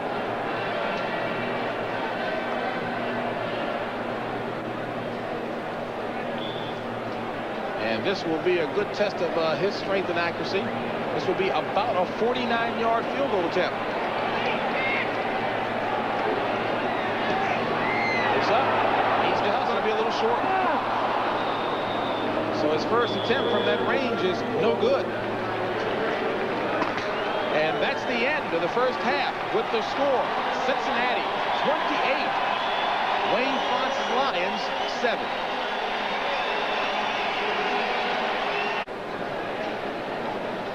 We take a look at Jerry Ball, the emotional leader of this team right now, trying to fire the Lions up. They've got a 21-point deficit to make up against the Cincinnati Bengals, and matters may have been dealt a blow as Rodney Peete suffered a slight knee injury toward the end of the first half here, dropping back in the pass play. Well, you see right in the middle of your screen, 69, Tim Crumry, working on Kevin Glover, the center for Detroit. He's falling. It's certainly nothing intentional. He dives at his legs and he gets his knee up under him, and hopefully he'll come out of that okay. Well, as you mentioned, Snake, Bob Galliano, who will be starting the second half, does have some familiarity with the run and shoot. He played in 3 games early in the season when Rodney was out with that knee injury. So fortunately for Detroit, there is some familiarity with the backup quarterback. I think it comes down to a matter of execution. Of course, you have to hold the turnovers to a minimum no matter who you're playing, and that's the case today. The 2 turnovers and a block punt resulted in 21 really quick points in the second quarter, and it's not the system. I think it's just the execution within the system that's giving Detroit problems. And as you saw with the graphics that just went across the screen, just a disastrous second quarter for the Detroit Lions, and Bob Galliano, I guess adequate stats there. Second quarter numbers there, JB. In the second quarter, Detroit had 3 yards. I say 3 yards and no first downs in the second quarter. Cincinnati 168 yards in the second quarter. So hard to get things done like that. Well, Sam White really underscored with his team the importance that if they didn't show up to play a good brand of football today, that they would see today what Detroit would be like a year from now. Obviously, Sam got the message across, at least in that first half. Well, Detroit walked into a team that's got their back against the wall. They can't afford another loss. They've got to win all the way out to expect a shot. And as you say, Sam's got them understanding that. Not a good kickoff taken at the 20-yard line by Stanford Jennings, who takes it across the 35. And there is a flag on the play.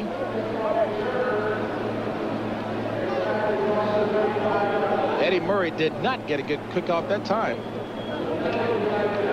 Holding number 53 on the return. 10-yard penalty, first down.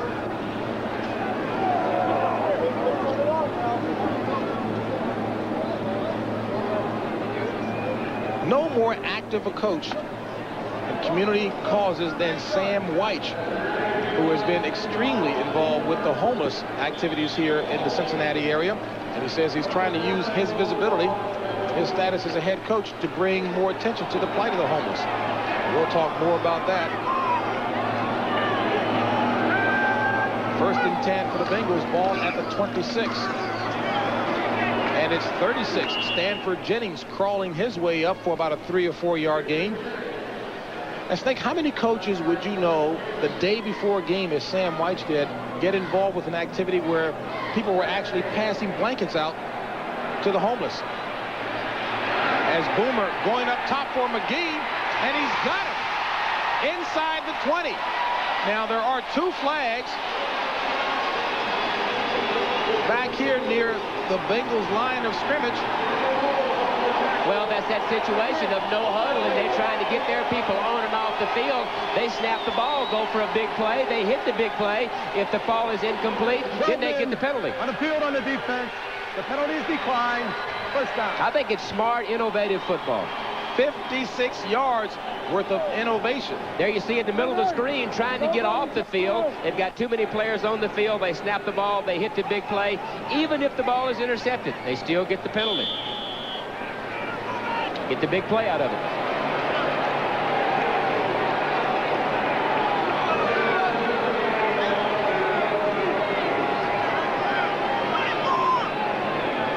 From the 17 of Detroit, first and 10. Brooks loses the ball. Detroit recovers. So the Lions get a major break as Jerry Ball, we said earlier, everywhere on the field, in the right place at the right time there.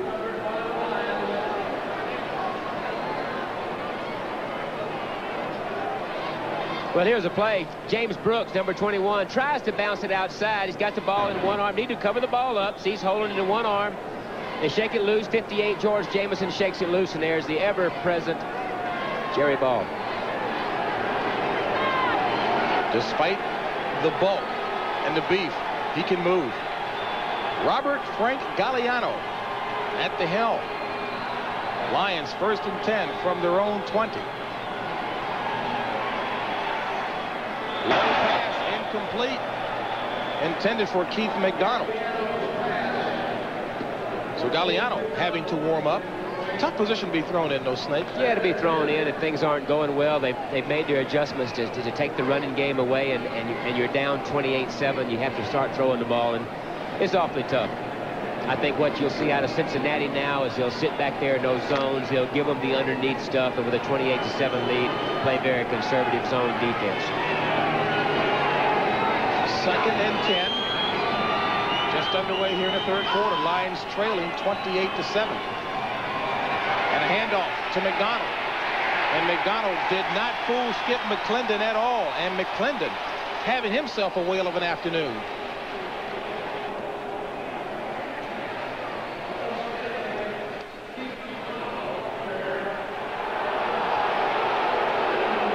And there's a flag over on that side of the field where Skip McClendon made the tackle. While we have an opportunity, updated report on Rodney Peete, sprained left knee. Doubtful that he'll return. Face mask, 5 yards. Number 72 on the defense. 2nd down. Well, Skip McClendon had a clear target. I guess just got a little too carried away. Had to reverse red all the way, sitting out there waiting for Keith McDonald, and in the process of making the play, gets the face mask. He's really playing a good game, forcing turnovers. He reads that reverse and the inside game very well. Keith McDonald playing well.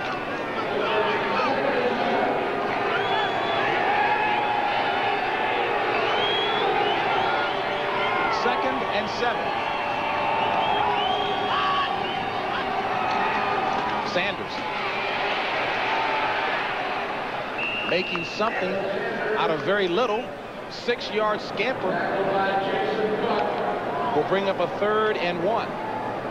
The thing they've been doing all day is just trying to get Barry Sanders off the corner. It's a straight-out handoff. It's a man-on-man type blocking, hoping that your offensive line can overpower what is a light defensive line with Cincinnati. You take Scow is out injured, Crumbride's light, Jason Buck not a very heavy defensive lineman. 12 carries, 87 yards. 12 of his yards coming in the 1st quarter. 3rd and 1 for the Lions. Phillips in motion. Sanders, the ball carrier. I don't know, Snake. Well, it looks like a typical 3rd quarter for the Detroit Lions. They seem to have come out real flat. The other side of the ball, Cincinnati realizing that they've got to start that 6-game season right now, coming out fired up, turning the ball over for their offense. Good penetration by Buck. Crumbride's all over at 69 as he's been, and of course Fulcher's always going to be around the ball. Number 33. All of Cincinnati, everyone included, keying in on Sanders that time. Jim Arnold back in front. Mike Martin back to receive.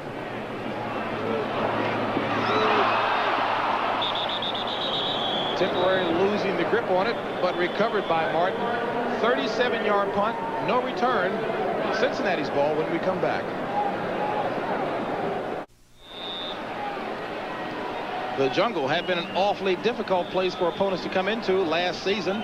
Here at Riverfront Stadium, the Bengals were 8-0. This year, 3-2, but looking impressive thus far. 28-7 lead over the Detroit Lions. James Brown along with Ken Stabler.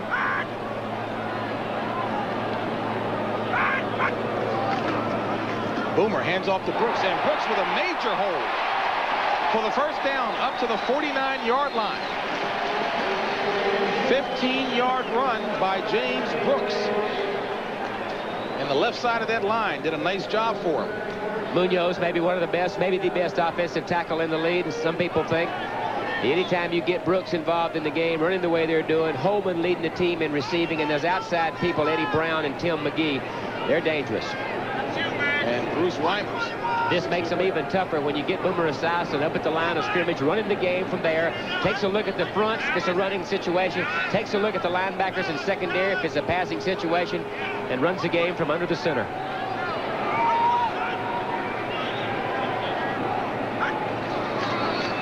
Brooks. A second consecutive first down. There's a flag thrown on a play, but James Brooks, one hard runner.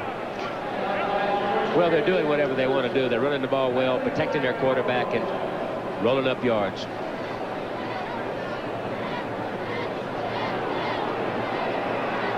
And this one looks as if it's against Cincinnati. But Minnesota and Detroit make that Minnesota and Philadelphia deadlock still at that same score, 6-3. Meanwhile, Dalton Hilliard has helped to tie matters up in Atlanta, 10 apiece. Illegal use of the hands, blow to the face. Number 84, the offense, 10 yards. Repeat first down. Eric Caddis, I guess that'll do it. Blow to the face.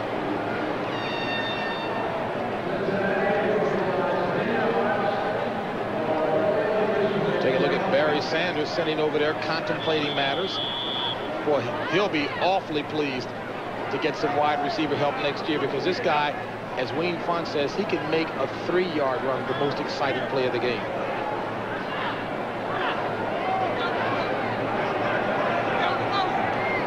First and 14.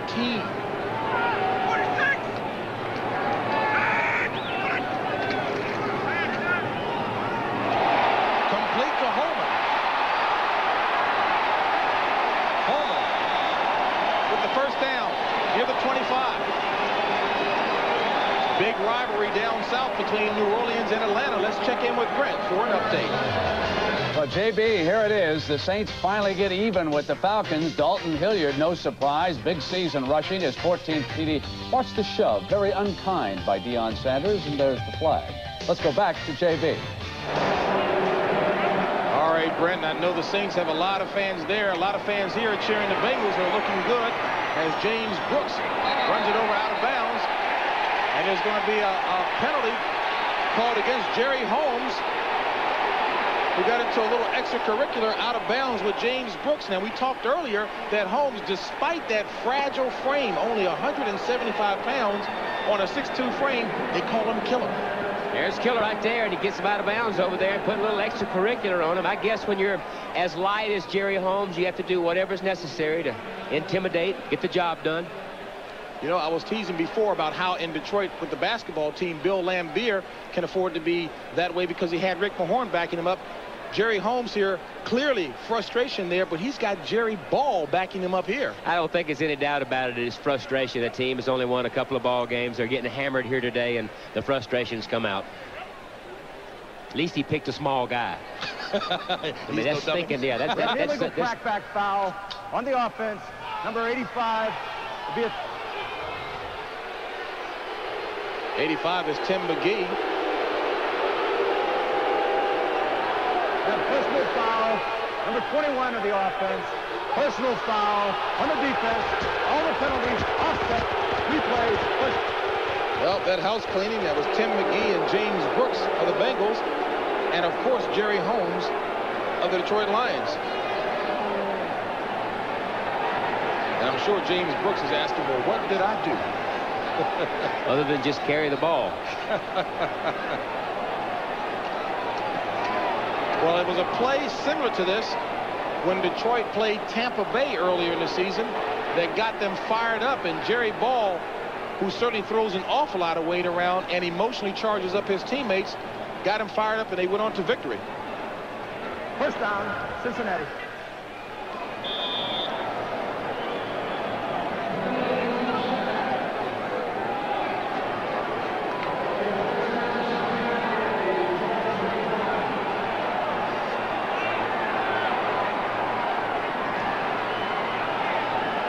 First and 10 from the 25 of Detroit.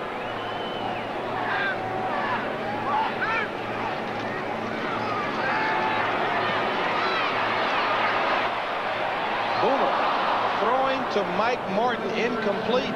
But the thing there, Snake, Boomer had all day long.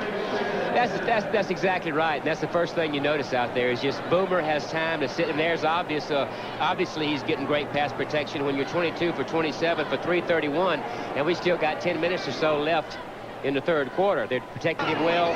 They've shaken Brooks loose on the inside and outside running game. They're throwing the ball underneath. They're doing whatever they want. And interestingly, Boomer says at this level of play, the difference is emotion. 2nd and 10. 10 minutes remaining in the third quarter. Bengals on top, 28-7.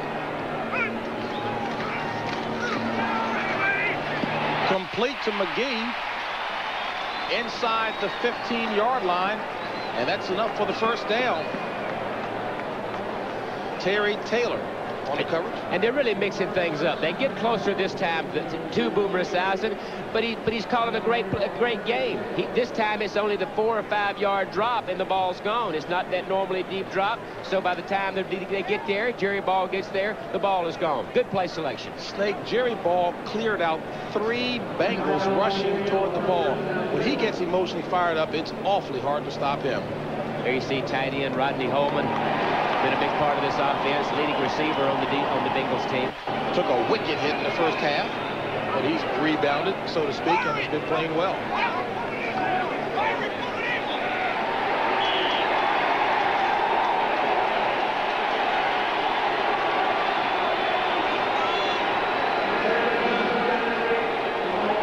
First and 10 from the 14 of the Lions.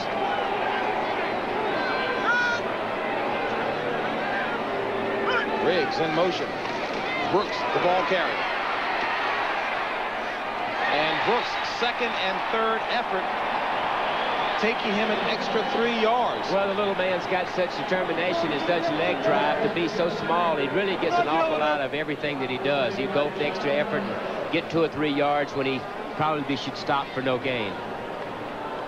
A hard-earned 4 yards there will bring up a 2nd and 6. They use him very well in their passing game. Anything you want to do with that guy right there, he does it extremely well. Although only 28 total yards in a day, getting inside of the stats, those are hard-earned 28 yards. Tim McGee wide to the left. Eddie Brown to the near side.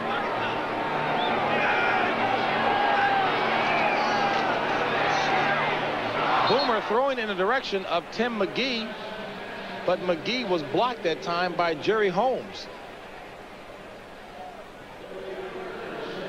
And pressure applied once again by Jerry Ball. This is an audible. They hit it early in the game in the first half on that slant to the other side. Detroit reads it this time. Complete to McGee down at the 2-yard line.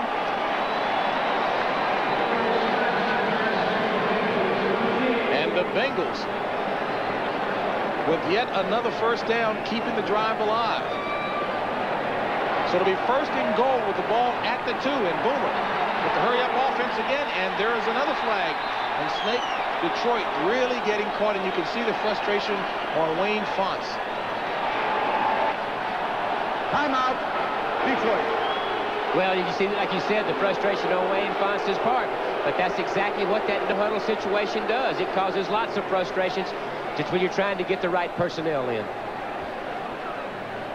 Plan for you right here on CBS Sports. As we said, the inside track for a Cotton Bowl bid. Wayne Fonts showing his frustrations to Woody Woodenhofer. That's Woody Woodenhofer, the defensive coordinator, maybe saying, listen, let's just get 11 guys out there and let that same 11 guys stay out there no matter what.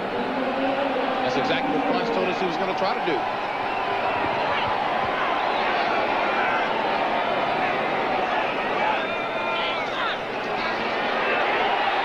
Boomer, incomplete, intended receiver Rodney Holman, but there is a flag on the play. And this will go against the Bengals.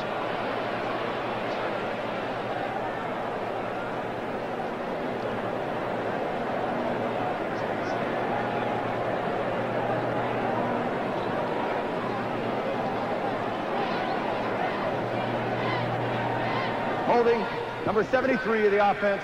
10-yard penalty. Repeat first down.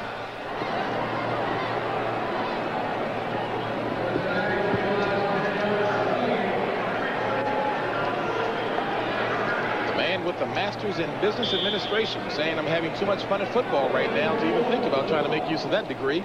Sam White. He's doing some business today. I think he'd be great an A. That offense is doing some business.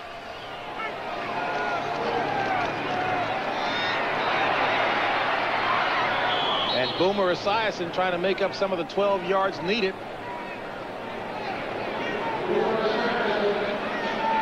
Boomer Esiason putting in the best performance of the season and snaked that on a bad ankle and, of course, that bruised lung.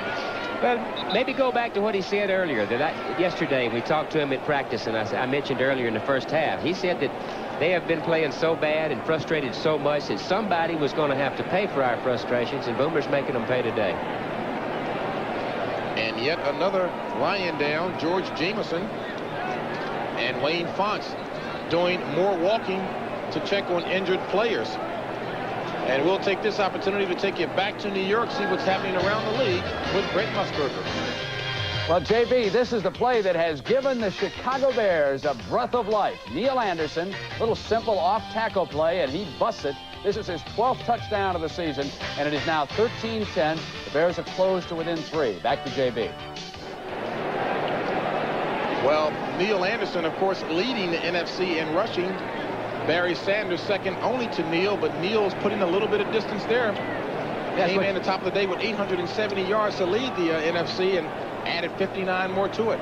Well, that's what you need when you have a quarterback situation that's really not very clear. Harbaugh now in for Tom Zach, and some question marks there, so a good running game helps that. And Jameson still down. Well, you're going to see Jameson, number 58. It's a crowd. There it is right there. He falls across his left leg. Hard to say whether it's knee or ankle, but Rodney Holman, number 82, falls across his left leg. I think I know Commissioner Paul Tagliabue mentioned that one of the things that they certainly will examine was AstroTurf. Obviously, for years, so many of the players have been talking about how they absolutely hate the surface, and I'm not saying that was a cause on this particular play, but it certainly hasn't helped over the years. No doubt. Let us remind you that coming up on Thanksgiving, another NFL battle, the Philadelphia Eagles and the Dallas Cowboys. Cowboys right now leading the Miami Dolphins. Troy Aikman back at the helm and playing well. He'll get a chance to match his arm along with Randall Cunningham. Of course, Brent Irv, Will. Am I leaving somebody out in the NFL today? How about Big Dick Butkus? Dick Butkus. Dick Butkus and Scoop McDonough. I'll tell Dick you forgot it, not me. There's part of the jungle. There's part of the jungle. They're pretty pleased with the things going on in the jungle today. Yeah, they've been well fed right now, just sitting back and digesting things. Hard hatters. You know, we mentioned earlier how Sam White said that if he had an opportunity to get as many points on the board as possible, he would. Your thoughts? Mixed emotion. Of course, you don't want to embarrass the team if you have the opportunity to. You really don't want to do that, but you have to remember that when it comes down to a tie-breaking situation, of course, head-to-head competition and wins and losses within the division, within the conference, and it goes all the way down to points scored. So if you're thinking in those terms, then as many points as you can score, what's wrong with that?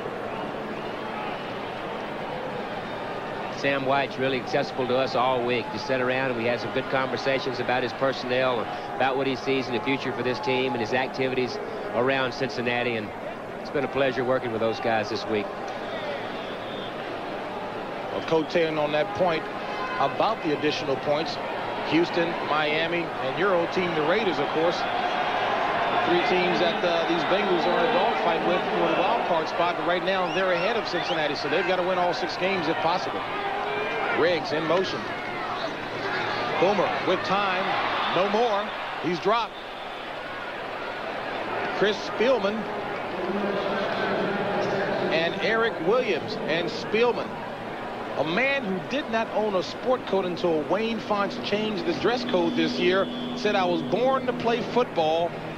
He wants to play all day, every day. They've been taking him out on some of the defensive nickel packages to get a better cover guy in there. He hasn't really been real happy with that. I mean, he wants to play every down and has really turned into the leader of that defense at an early age.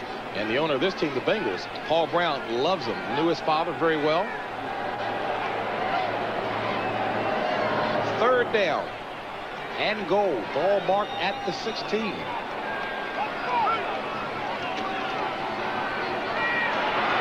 Boomer complete to Mike Martin for the touchdown. There is a flag at the 7-yard line. And boy, Mike Martin certainly hopes that he doesn't have his birthday present taken away from him.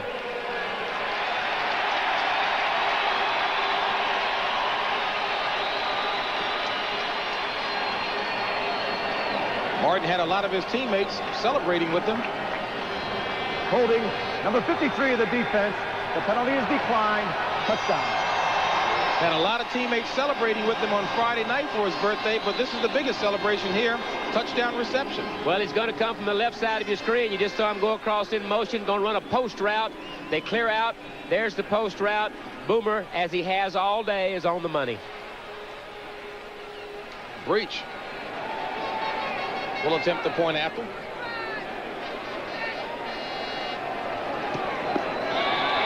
And Cincinnati ringing up the points on the scoreboard. Well ahead of Detroit. 35-7, and Wayne Fonts obviously doesn't like what he sees. Mike Martin, who certainly will have a second career after his playing days as a singer, has a new single due to be released in 3 weeks, but right now he's most ecstatic about the birthday catch for the touchdown that pushes the Bengals out in front 35-7.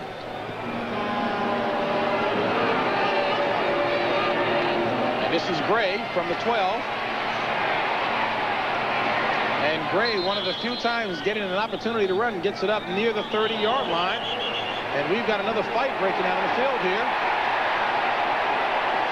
As Temperance Flair. Looks like Mark Brown getting involved there. And I guess you can only embarrass a team so far.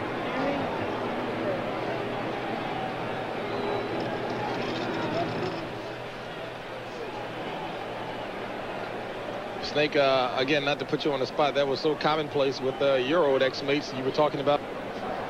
Personal foul, number 95 of the receiving team. Personal foul, number 37 of the kicking team. Penalties offset, first down. You were talking about the photographs that your team took. Well, here's a play right here, and our guys were involved in quite a few of these, the Raider guys, but there you see the end of it. It's like he's sliding into second base, and he takes offense to that, and now they have a meeting.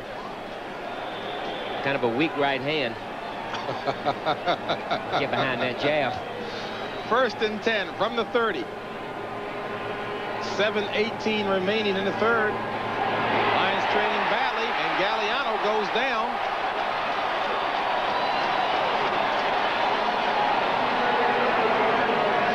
Jason Buck, big defensive end, probably the best pass rusher of that group. They've had trouble getting to the passer all day, but of course you get into a situation where you're ahead 35-7. You know they've got to throw the football, so Jason Buck just lays his ears back, tees off, and takes it out on the quarterback.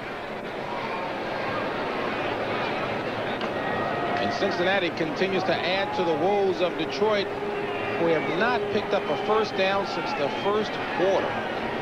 Barry Sanders is 13 carries for 87 yards, and the rest of the running backs for the Detroit team are all minus yards. And what that says, because Barry Sanders had 81 of those yards in the first quarter, everyone has been keying in on Barry Sanders. Now, this play is being reviewed to see if, in fact,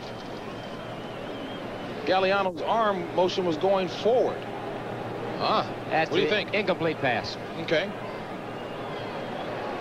Here it is again. Jason Buck. Watch his arm go forward after he hits him. See, he's hit him. Now it goes forward after he's got him. Incomplete. We'll see what Jack Fett has to say up there in the replay booth.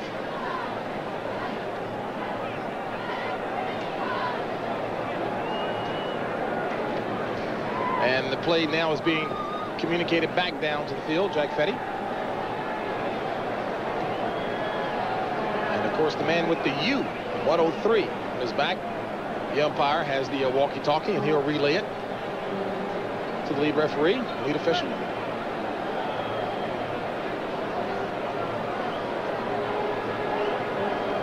Looks like a little war room up there. Very serious expressions on their faces up there, Snake.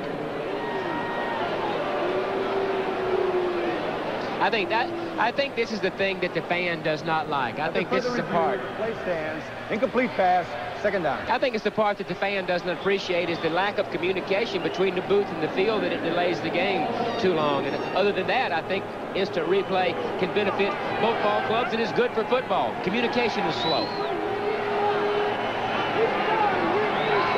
2nd and 10 for Detroit. McDonald in motion.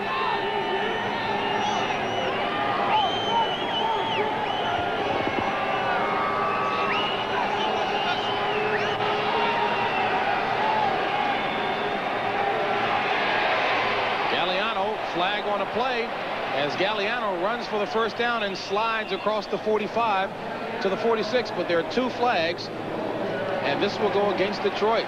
So negate the run by Bob Galliano. Holding number 53 of the offense. 10-yard penalty. Repeat, second down. And that's Kevin Glover. Long day for Wayne Fonts. Started off impressively opening drive, but it's been downhill since.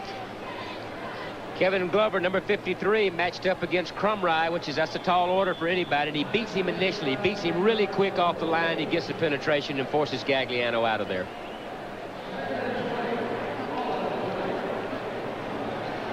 So the Lions push back. Will be 2nd and 20.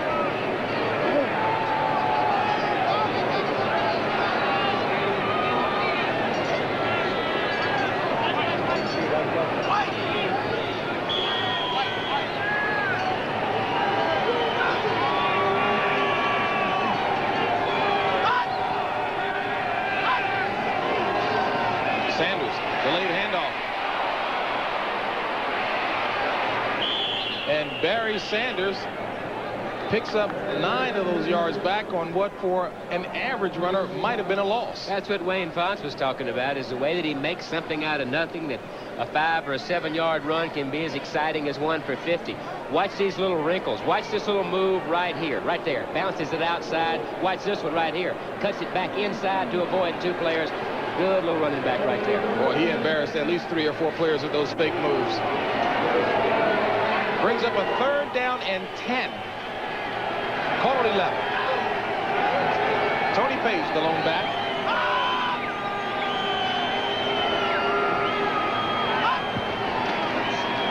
Galliano back to pass. Incomplete. Ball lofted in the direction of Robert Clark. You see Galliano talking to his receivers, maybe a broken route, somebody not clearing out. It's really hard to determine what is the problem, but you see him communicating with those receivers. It's usually a busted route somewhere along the line. Has yet to complete a pass, 4 attempts. Jim Arnold kicking to Mike Martin back deep for the Bengals. 5:47 remaining in the 3rd. Bengals leading it 35-7.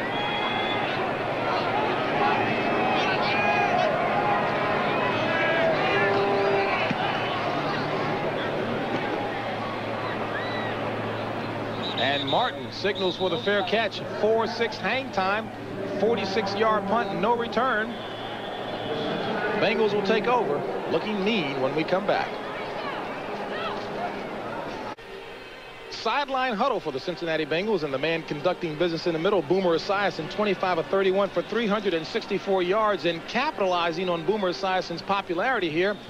They've come out with something that's kind of interesting, Snake, a Boomer Bar. They came out with the Boomer Bar. Here's the Boomer Bar right here, and it's, like I said, called the Boomer Bar. There's a Bernie Bar also on sale in Cleveland, and proceeds go to underprivileged children, so won't encourage everybody to get that Boomer Bar. Bernie Kosar's bar sold 400,000, but his is out well before Boomer.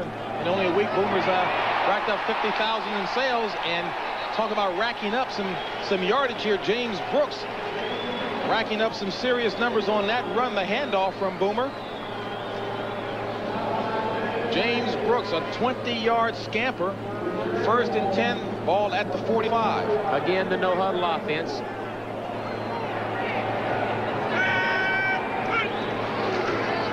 Brooks again. Across the 45 to about the 47. Call it a 3-yard run. We bring up a 3rd and 4 situation for the Bengals.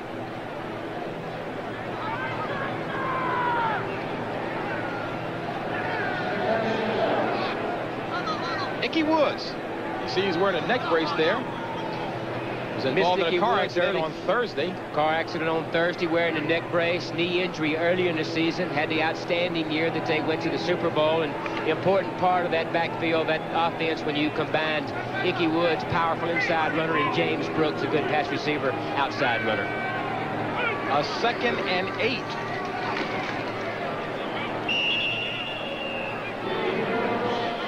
Nico Noga on the tackle.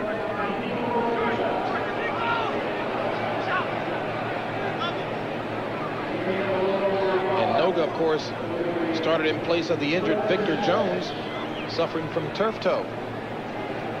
Noga's got an interesting occupation.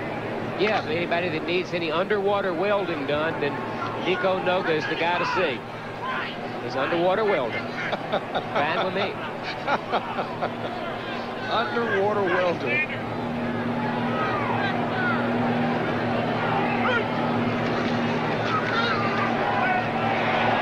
Complete for the 1st down as Boomer Esiason finds Mike Martin.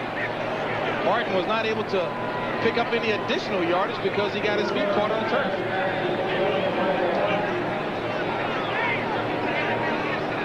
There you see the pen in the hands and the board of Dick LeBeau, defensive secondary coach, formerly of the Lions, great player in his day. 1st and 10 for Cincinnati. Ball at the 44. Lone back to Stanford Jennings. In motion, Jim Riggs. Jennings, the ball carrier. Drop. Strong play that time by Michael Kofer, 7th-year linebacker out of Tennessee. Well, they'd certainly like to see him get back into form. Got an arch problem that has really slowed him down. A Pro Bowl player last year, out of the mold of the Lawrence Taylors, the people that put the big pass rush on. Not at 100%. Kofer certainly the best built player on that team. Talk about ripped. He is really cut. He is an exciting player, but as we said, he's been slowed by injuries this year. Loss of 2 on the play.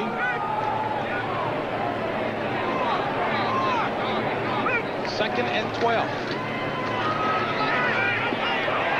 Boomer complete to the sidelines to Eddie Brown. Was he inbounds? They say he was. So Eddie Brown showing a little fancy footwork there. 9-yard pickup. Well, as we said earlier, they're doing whatever they want. They're play passing, throwing the ball outside. They're running the ball extremely well. They're on a pace to gain over 500 yards today. And like I said, they're executing the way that this talented group can execute. And they want to take a look at that one upstairs to make certain that Eddie Brown was inbounds. And in fact, he was apparently.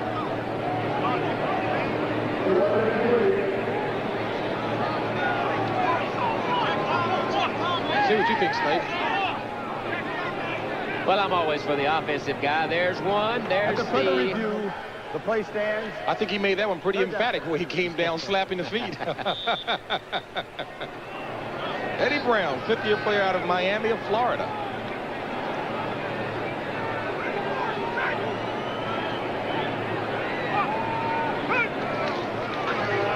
On 3rd down, Boomer throws incomplete across the middle of the field looking for Rodney Holman. They bring Rodney Holman in motion. They use him a lot of different ways. They split him out, motion him back in, try to get him underneath against those zone coverages. And, of course, the fans want them to go for it on 4th down.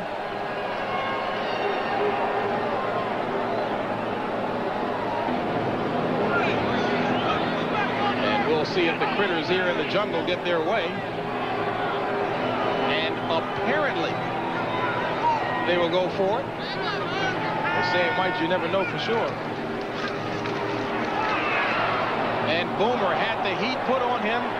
And Ken Stabler, Jerry Ball, even losing badly, is having himself just one heck of a ball game. Jerry Ball, as we said, maybe the best nose guard in the game. He and Michael Carter in San Francisco. And as soon as they can get some people to get around the nucleus of this defense, they're strong down the middle. Of course, with number 93, Jerry Ball, number 54, Spielman, and their safety, Benny Blades. They're tough down the middle. They need some good outside pass rushers to help Michael Cofer. Always easy to second guess as you take a look at Jerry Ball. As a matter of fact, Jerry Ball went to SMU as a 6'1", 235-pound, so they thought, running back. Said he put on a lot of weight. He put on 65 pounds coming out of SMU. He said the only thing they didn't do is tell him how to take it off.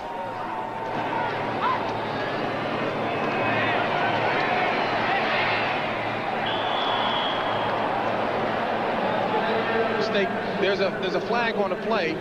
Now, easy to second guess Sam White, but going for it on 4th and 3. Big deal or not with a 35-7 lead? Oh, I don't know. 35-7. You know, if I were Wayne Fonts, I might be upset somewhat at that. But then you have to look at this man right here and see what he's dealing with. And if a thing comes down to tiebreakers, those points are going to become awfully important. Ineligible receiver downfield, number 70, 64. Correction, 64 of the offense. 10-yard penalty. Repeat first down. Eric Sanders. I'm sure he didn't want to have his number called out loud. When you get downfield like that, those guys try to sneak back so that the pitcher don't see them. And at 6'7", 286, you don't sneak anywhere, do you? 1st and 20.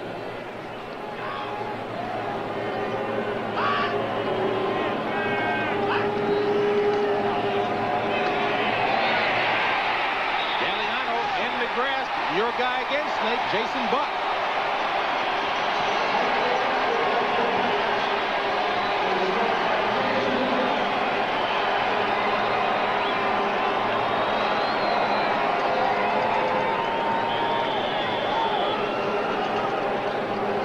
Well, Eric Sanders having a tough day, matched up against Arlomas Brown, matched up against Jason Buck. Takes a good inside rush.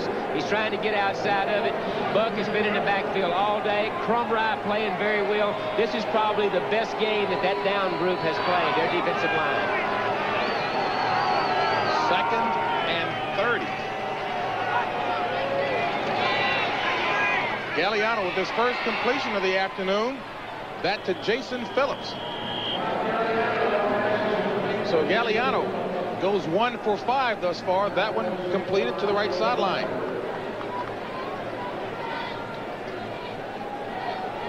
Boy, quarterbacks hate to be reminded of that number there. Well, it speaks for itself. First rule on offense is you got to take care of your quarterback. 23 of those sacks have been against Rodney Peete. Playing in the same division with Minnesota doesn't help any. With Chicago doesn't help any.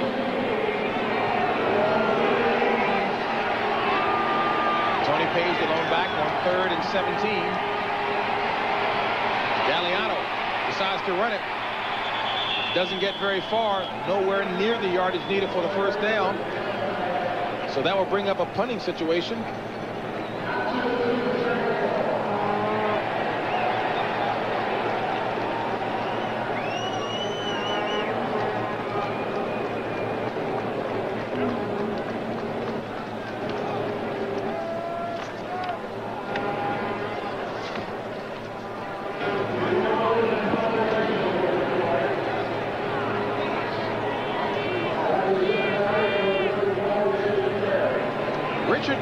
Deep man in for the Bengals, came off of the developmental list last week before the Monday night game. Jim Arnold hits a big one. Jim Arnold hits a big one. And takes a Jim Arnold bounce.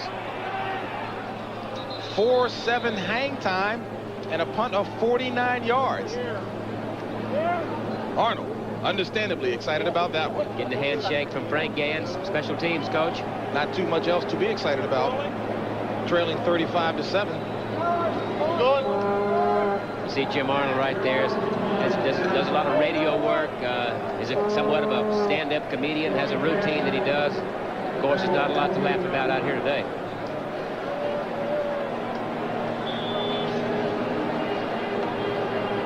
Boomer Esiason having one outstanding afternoon. You should take a look at the numbers. 382 yards, 3 touchdowns, only 1 interception.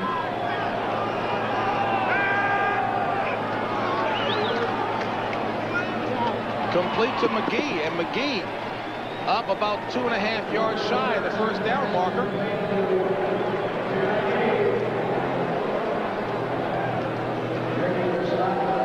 Tim McGee just tied a Cincinnati Bengal record for receptions in a game with 10. Several other players in that category. Booby Clark, remember Archie Griffin, and of course Chris Collinsworth had the great years here. He just tied that record with 10 receptions for 188 yards. Tim McGee. He'll be glad to hear that after the game.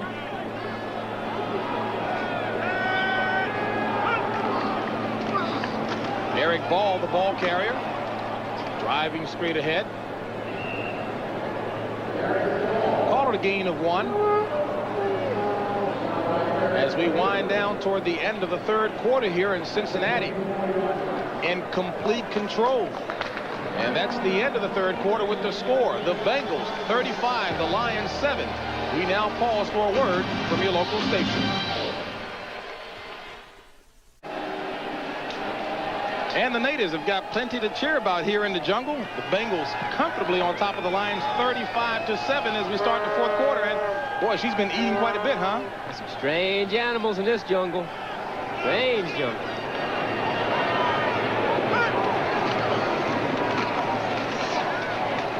And on first down,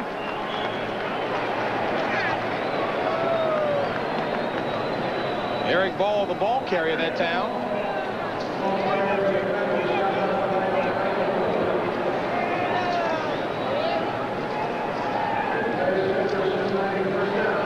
First and 10 for the Bengals. Ball at their own 29, just underway here in the fourth quarter.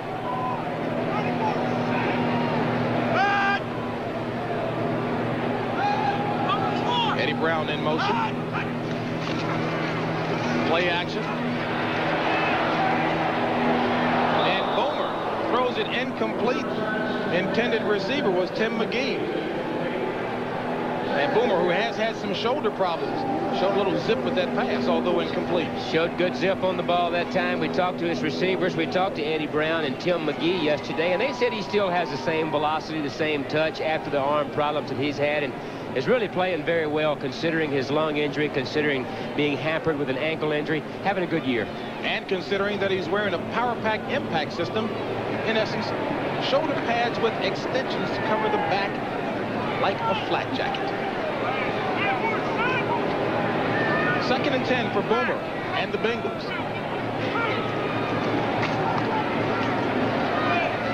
And Boomer throws it complete to Eric Caddis. And Caddis, with Boomer, picks up 6 yards on the play. The thing that makes this Bengal offense so tough is they spread the ball around so much. Rodney Holman has caught a pass. Riggs catches a pass. Caddis catches a pass. Brown and McGee out of the backfield. Brooks.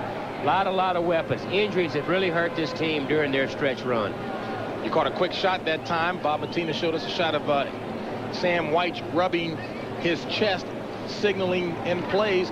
Definitely uses very unusual signals to communicate plays to his players. And very simple. He says it doesn't have to be a situation where you move your hands a lot, touch this, touch that. Very simple signaling system. On 3rd and 4, Boomer back to pass. Complete to Jennings, and Jennings right there at the first down marker.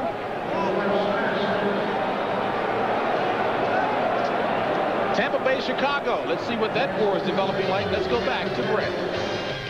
Yeah, JB, and it's a shock. Watch now as Tampa Bay Buccaneers start to put it away.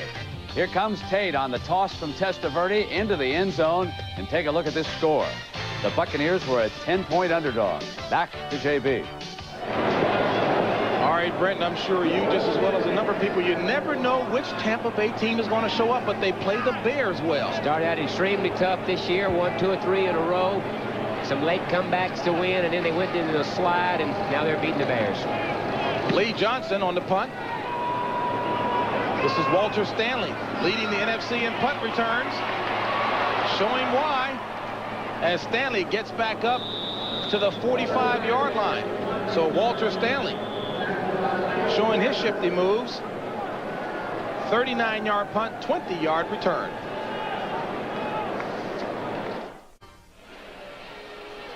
Well, very easy to synopsize there, Snake. It's been all Cincinnati this afternoon. They lead impressively in all categories. And Sam Weich was saying that, hey, with 6 games remaining, this has to be our season in and of itself. A good start by the Bengals. No doubt. It's that 6-game season, as we talked about, coming off of a tough loss to Houston. They needed this kind of performance to get up some type of momentum for that important last 6 games. And although some may say, hey, they're playing the Detroit Lions with a pedestrian 2-8 record, a victory is a victory, and they'll need that going into a very tough stretch of 5 games remaining. Galliano on first down, complete to Gray, and Gray with the first down. So Mel Gray, who had been out injured for a good portion of the first part of the season, was chomping at the bit to get back at the wide receiver slot and show some stuff. Great returner, leading the league as a kickoff returner. You get him the ball out there, you get it in his hands any way you can. They put him in this run and shoot as one of the inside receivers. Get the ball to him quick, take advantage of his running ability. Great breakaway speed. So the Lions pick up their first down since the first quarter, a 13-yard gain on the play. 1st and 10 from the 38.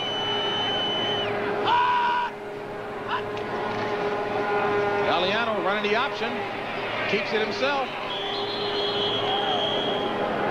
I'm sure Wayne Fontes had his heart in his hand that time as Joe Kelly tackled him very hard. As you take a look now at Eric Mulham warming up for the Cincinnati Bengals, the rookie out of Oregon State.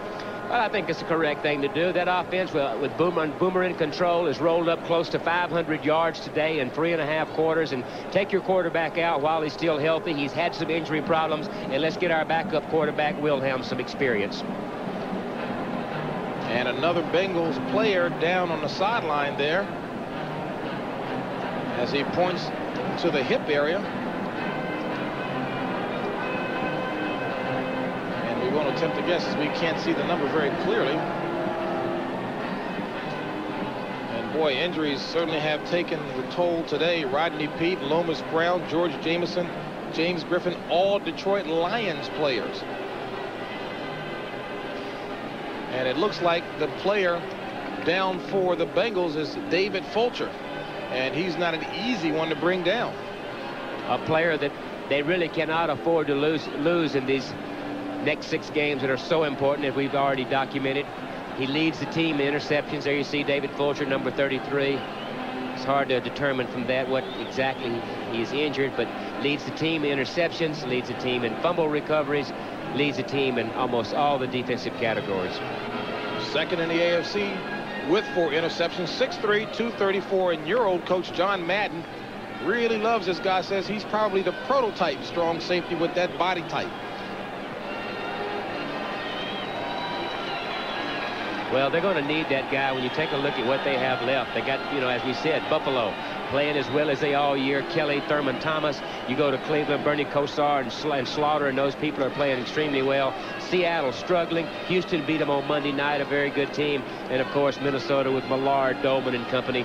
They put on a lot of pressure, so they've got their work cut out. Nice to know that the dog pound has become somewhat more tame there. We were reading early in the year that they were throwing batteries from the stands, and before we found out what type of batteries, we were thinking car batteries. It's tough in there. You got to get rabies shots before you go in there and play.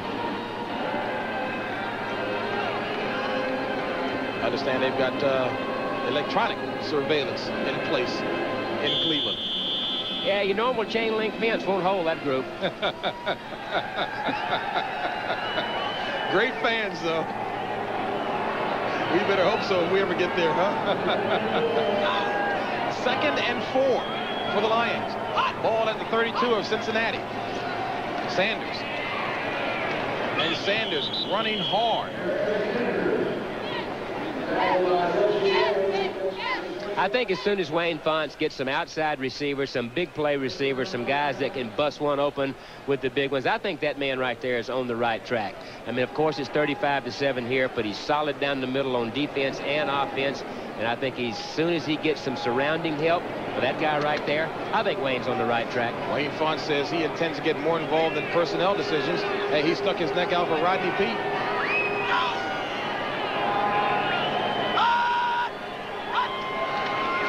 On first down, Galliano pumping. Looking for Mel Gray, but smartly threw that one away. Yeah, just trying to make something happen. Timing of the play destroyed. A lot of people back there. Just throw the ball away. Don't turn it over down there. That's something you said that Rodney Peete's going to have to learn a little bit. I mean, obviously an exceptionally talented young man, but because of that talent, tries to make a little too much happen at times. Yeah, watching films of him play, and I talked to Wayne Fonts, and he agreed that Rodney Peete gets himself in trouble by trying to force things, by trying to make too many things happen. He needs to just throw the ball away. A football player's football player. You bet. Part of that group that's, like I said, tough down the middle. You put him behind Jerry Ball, and you put Benny Blades behind him. They need a little help on the corners, and most of all, a priority for them is a big pass rusher from the defensive line. Of course, that was Chris Spielman. Sanders on the pitch out. Couldn't quite turn the corner. Give the credit to the Bengals defense, stretching out the offense nicely. And even though he couldn't turn the corner very well, he still picked up 5 yards. Barry Sanders just goes over the 100-yard mark. 16 carries for 109 for Barry Sanders today.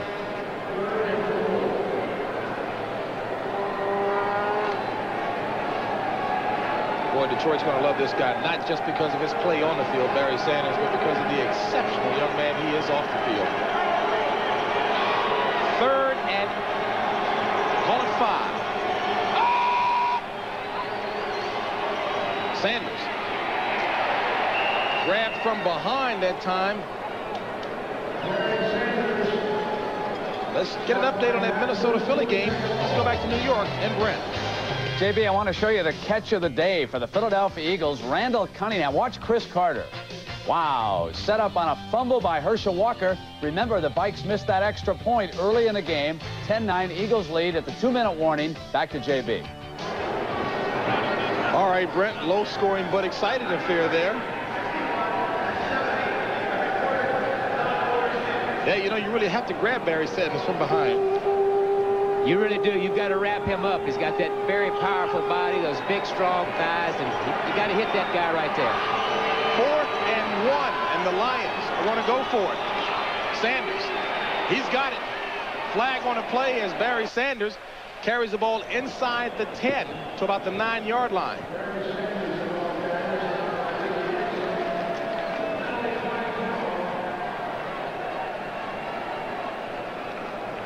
Holding, number 70 of the offense. Face mask, number 29 of the defense. The penalties, offset. Repeat 4th down. And the down will be repeated. I think you have to like the way Barry Sanders bounces this out. This is designed to go off tackle guard area. Watch this. Nothing there. Stacked up. Bounces it outside. Avoids Bussey, number 27, with a nice move. And then that strength. And, of course, there's the face mask penalty right there.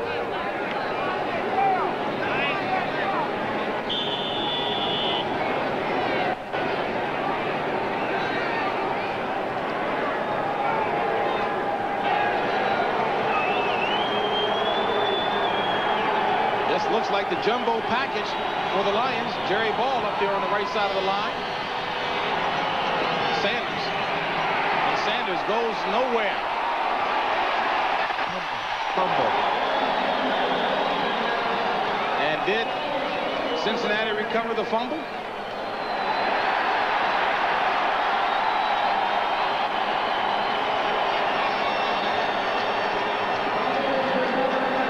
Cincinnati's ball.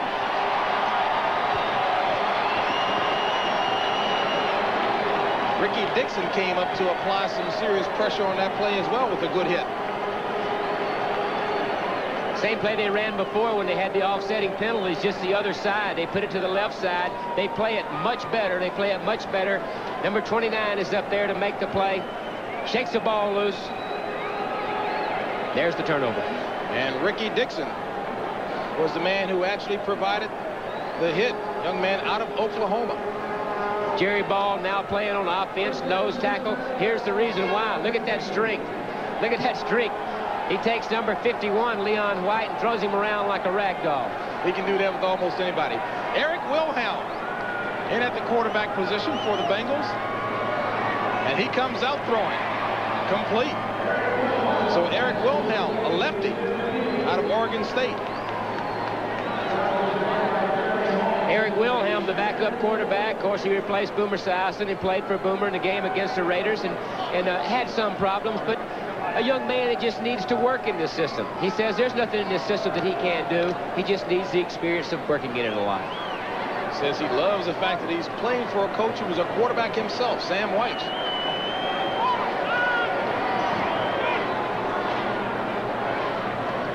And the handoff as Wilhelm decides to keep the ball on the ground to Craig Taylor.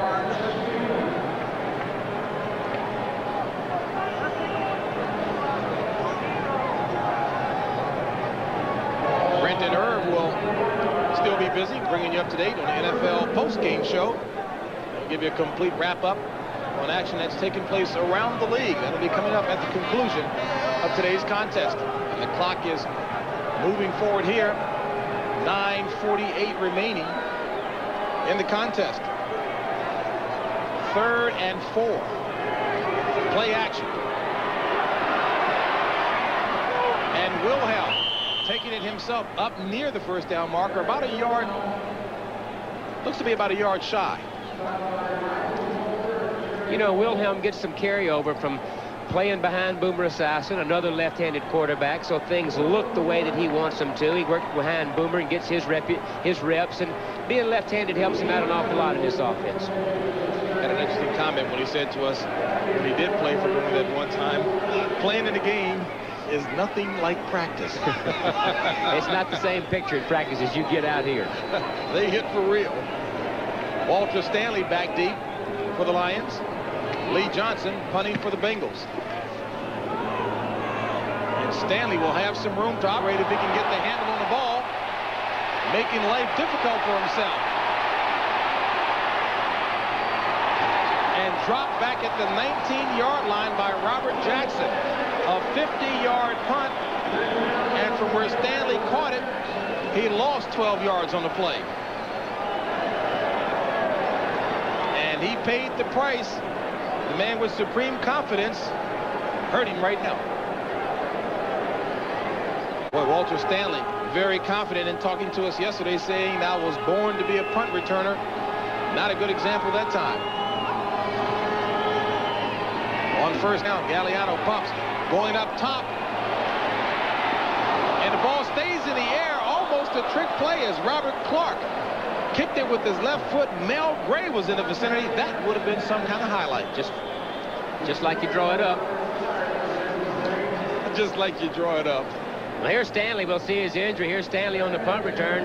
As you said, JB, we talked to him yesterday, had supreme confidence in his abilities and said he was born to be a punt returner. Maybe a little reincarnation, you think now. There he is trying to get to the outside. We'll see if we can determine the injury. Banged down extremely hard. Looks like his shoulder, elbow. Robert Jackson slammed him hard, and now Ken Dallafor down for the Lions as they begin to check him. And boy, the Lions are falling left and right. One very costly game thus far for the Detroit Lions. In an area, too, JB, that you really can't afford. Well, you can't afford injuries in any place, but Lomas Brown went down earlier. Now Ken Dallafor, you're talking about an offensive lineman that they're going to need all the help they can get. And I guess also as we dissect that punt return by Walter Stanley, the mistake that he made there, Snake, was he was actually creating the run in his mind before he actually saw the ball into his hands. Yeah, you got to look it in. You know, you got to, first rule is to catch the ball.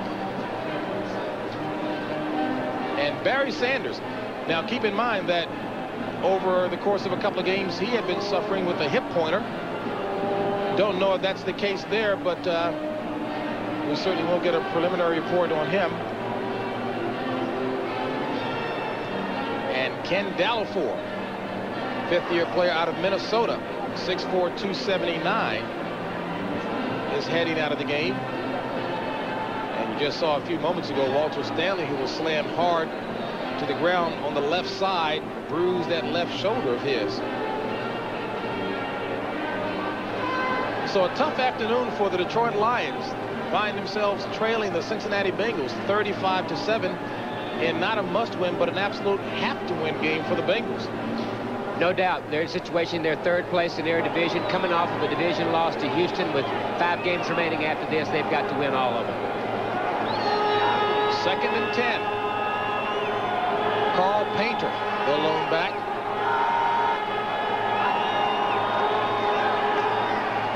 Galliano throws to Painter. And Painter takes it across the 25 to the 26. 6-yard pickup. We'll make it 3rd and 4. Boy, this looks like a mash unit, Snake.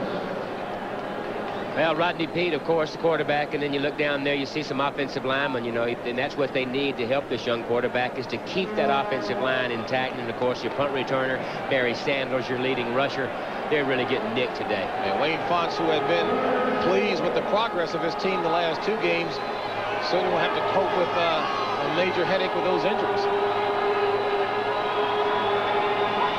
3rd and 4. Galliano nearly picked off that time by Eric Thomas. So Galliano needs to count himself fortunate. And in a real battle down in the South between the Saints and the Falcons, New Orleans traveled to Atlanta to play. Had to come from behind to win this one 26-17. So in the NFC West Division, San Francisco, playing impressive football. Atlanta drops to 3-8. New Orleans 6-5. And New Orleans, of course, staying right in the hunt. Jim Arnold getting this one away to Richard Carey, who signals for the fair catch.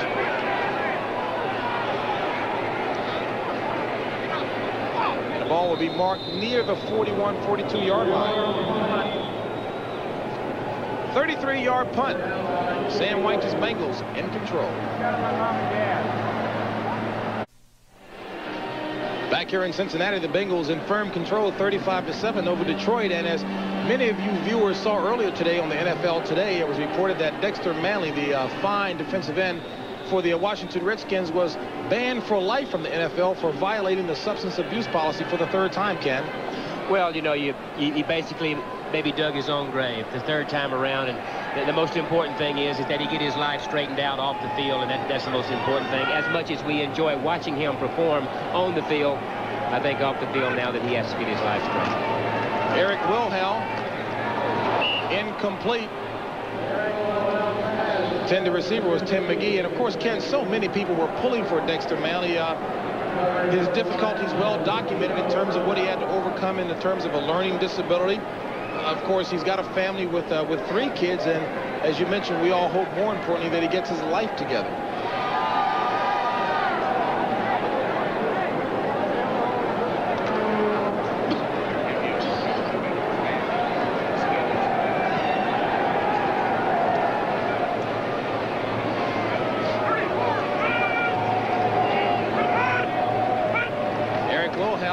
Second down, and just got rid of it to keep from being sacked. The man applying the pressure on him was Jimmy Williams, and Jimmy Williams continuing to lead by example as we take a look at another final from around the NFL.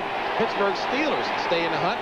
They knock off San Diego 20-17. As you take a look at the updated standings there as it relates to Pittsburgh, 5-6. Houston playing a late game today against the Raiders.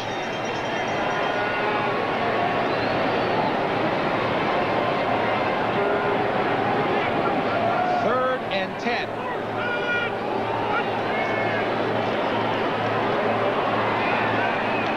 Complete to Ball. Driven out of bounds by Terry Taylor. 4-yard pass play. Good opportunity for Sam Weich in Cincinnati here to get their backup quarterback some experience with the injury situation, the way it's been with Boomer with the lung and the ankle. Good time to use their backup. There's Boomer giving him a hand. He comes off the field. The first person he'll go to will be the young quarterback and say, hey, take a look at this, take a look at that, give him some help. So Walter Stanley will get a chance to make amends.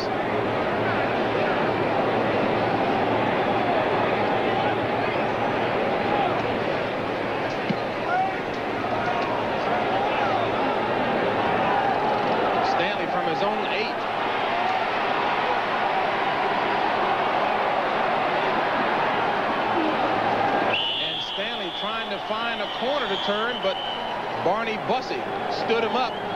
Could have done more damage, but didn't. 47-yard punt by Lee Johnson. 10-yard return by Walter Stanley.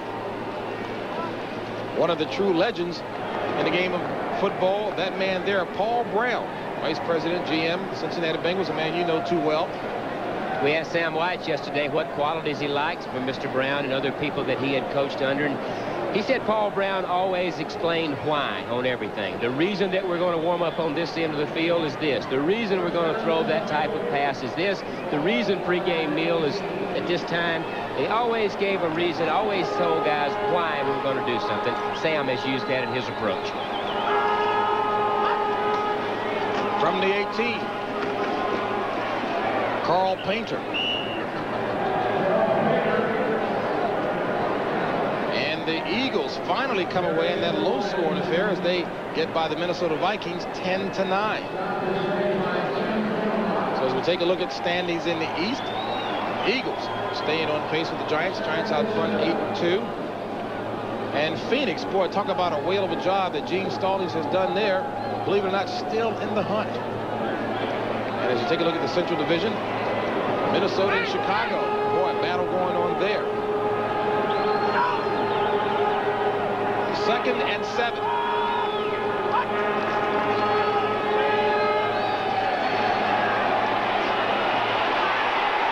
Had just a little too much time. And we talked a little bit about Gene Stallings, as I mentioned it, doing a great job in Phoenix. Believe it or not, he's one of the coaches that's being discussed as someone under fire.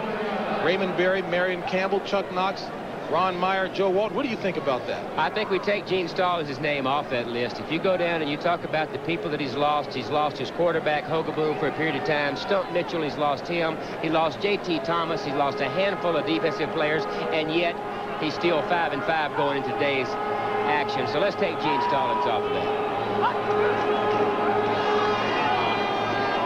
Galliano gets it away quickly that time to John Ford near the first down marker.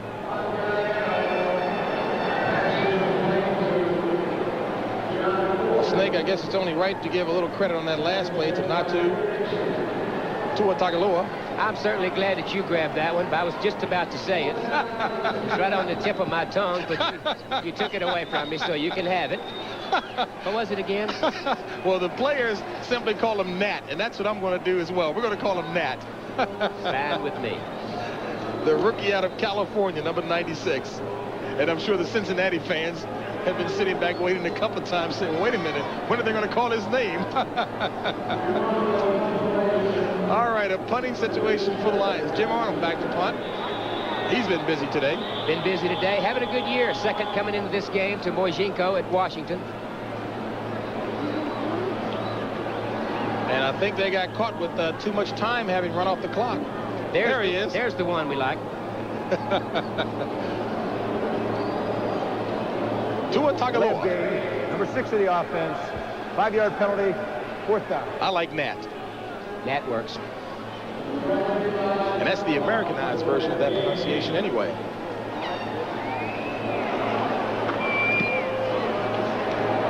Richard Carey back.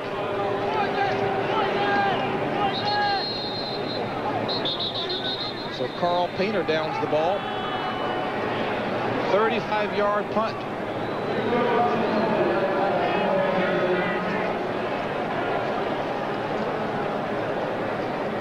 So the Miami Dolphins come back to beat the Dallas Cowboys in that contest. Don Shula really doing a whale of a coaching job there. As you take a look at the AFC East, and Miami really has turned things around nice, and they stay right on the heels of the Buffalo Bills. And so as you take a look at the big picture, the wild card picture, that hurts the Cincinnati Bengals, and that's why we've been saying all game long these 6 remaining games are have-to wins for the Bengals. Very nice coaching job this year, in my opinion, by Don Shula. No doubt about it. As Craig Taylor keeps it on the ground for the Bengals. 6:09 remaining in the contest. Bengals on top, 35-7. James Brown along with Ken Stabler. And it was a game that Detroit looked as if they were going to cause all kinds of problems for Cincinnati, scoring on the opening drive. But from that point forward, and even with an 41-yard first quarter, rushing-wise by Barry Sanders. Boomer Esiason took over and has directed the troops nicely.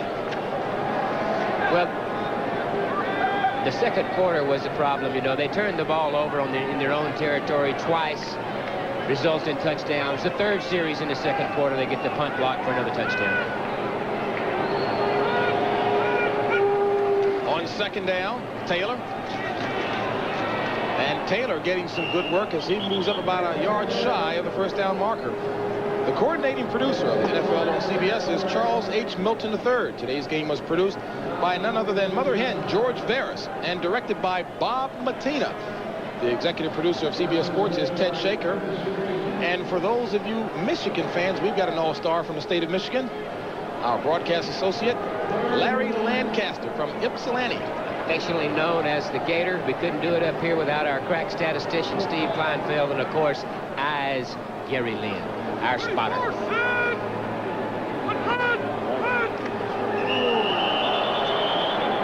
And Lawrence Pete, the rookie out of Nebraska, making some serious contact there.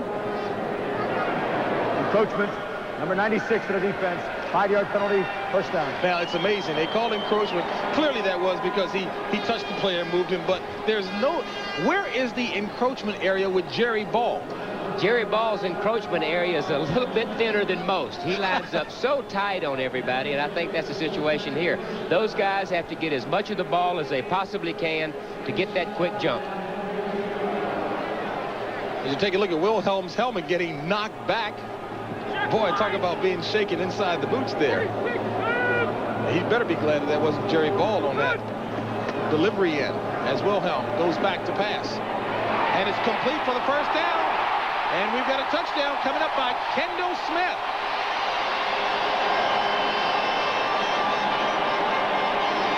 So Eric Wilhelm gets a little bit to cheer about.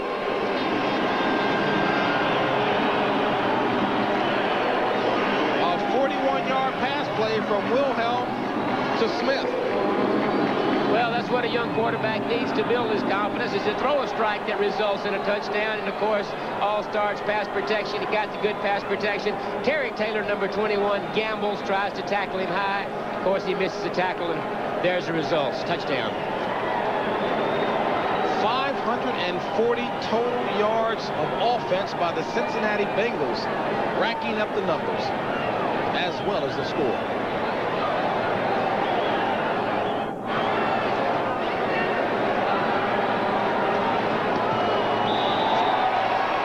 It's good. And the Bengals spanking the Lions 42-7. Rookie Kendall Smith out of Utah State. Coming up tonight on CBS, 60 Minutes. Is Sal the Swindler Pacello a character out of a movie, or is he the real thing? The real thing, says the government, one of the mobsters who has infiltrated Hollywood. Going to be coming up tonight on 60 Minutes right here on CBS. Well, Snake, we talked, and I asked you earlier if you thought White's attempt to add plenty of points on the scoreboard would be mistaken. Do you think we might see an onside kick here? I would hope not. You know, I would hope that they wouldn't do that to Wayne in a situation. Wayne Fonts, the coach of Detroit here. I don't think Sam is trying to run the score up. He's substituting freely. He's got his backup quarterback in there. He's got backup wide receivers in there, and hopefully he won't onside kick it.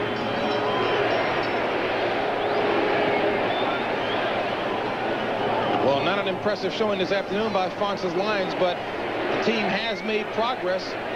No matter the poor numbers today, his team has gained over 1,000 yards more this year than last year with the run and shoot. And he says, hey, I'm committed to it. Just give me some time. Let me get some players in, and we'll make some noise here. They've thrown the ball for more yards. They've run the ball for more yards, and they are just playing better football than the previous regime had this team playing. So I'm for Wayne Fonts, and I think he'll get them there. Oh, no question about it. Big booster. And Mel Gray, for about the fourth time this afternoon, having to down it in the end zone. And the Lions will have to take it from their own 20. Philadelphia came away, low-scoring game against the Vikings, but that keeps them in the hunt in the East. Neil Anderson gets it done for Tampa Bay. Yeah, Chicago bouncing back, but Tampa Bay giving them a real battle. Sorry. New England on top of Buffalo, that one in the fourth quarter. Miami had to come from behind in order to beat the Dallas Cowboys. Another franchise that's got some good young players. All knotted up. Kansas City and Cleveland. And Pittsburgh stays in the hunt with that victory over the San Diego Chargers. Jim McMahon and company. Galliano here finding Robert Clark. And Robert Clark is slammed by Richard Carey.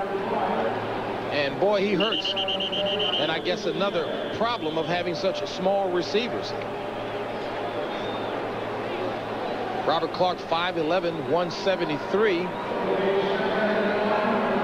And the New Orleans Saints come back to win in Atlanta. New England knocks off Buffalo. Boy, what a victory there. In Green Bay, Don Majkowski was cleared to play in that contest, playing against San Francisco. And the Rams leading Phoenix. Early action between the Giants and the Seahawks.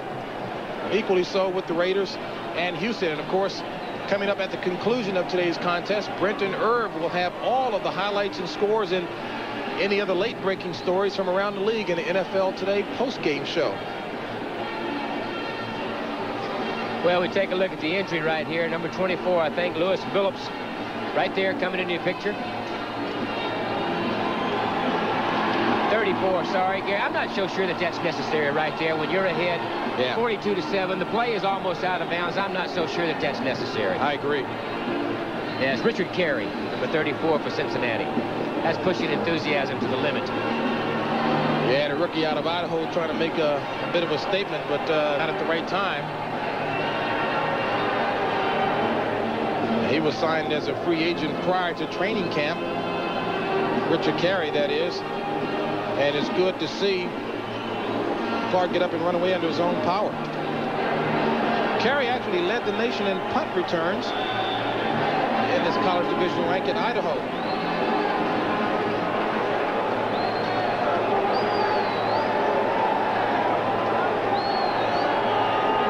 Second and 1. Gray in motion. Painter, the ball carrier. And Painter picks up the first down with about 3 yards to spare up near the 34-yard line.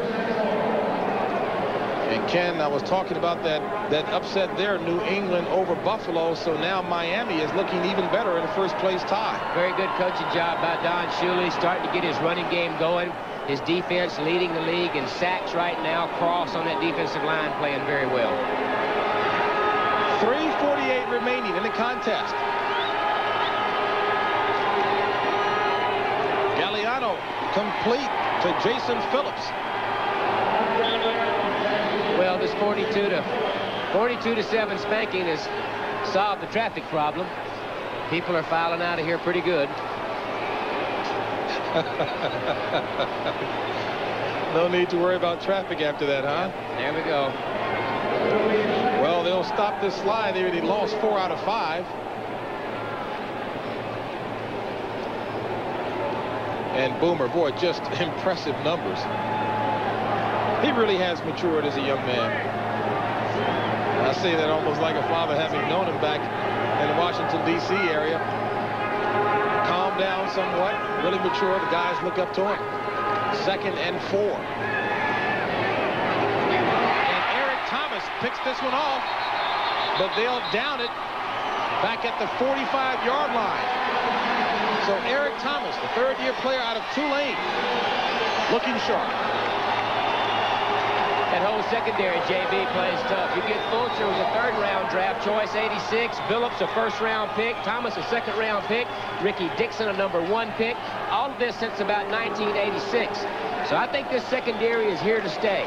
What Cincinnati needs is a little bit more strength in their linebacking core, I think, and a big pass rusher on the defensive line, and I think they would be sound. Secondary's in good shape. Secondary's been doing a job this year, coming into today's game 9th against the pass in the league. Craig Taylor, Eric Ball, the backs. This is Taylor.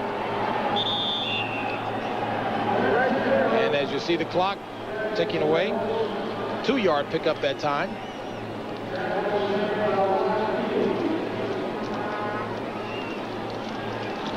On the banks of the Ohio. We're situated here at the Riverfront Stadium here in Cincinnati, Ohio. One of the longer games this season, without a doubt. James Brown along with Ken Stabler. And after the opening drive of the Lions, from which they scored, it has been all Cincinnati. All Cincinnati, long scoring drive with a long pass to Clark from Rodney Peete. They got on the board first, and then 2 turnovers, block punt, and then Boomer Esiason took over. Taylor. And Cincinnati, as a result, has been able to play a number of other players as Taylor, the rookie out of West Virginia, picks up a couple of more yards, and resting a number of the starters. Rest your starters. The thing you want when you blow somebody out like this, 42-7, the first thing you think about, good win, we've got some momentum going now, but how did we come out of it injury-wise? You want to come out as healthy as possible. You know, it's kind of interesting in talking to the Bengals players how coming from a 4-11 season one year to Super Bowl participant the next year, the guy said even with that slide this year, they never thought like losers again, that they would fall back into a losing mode.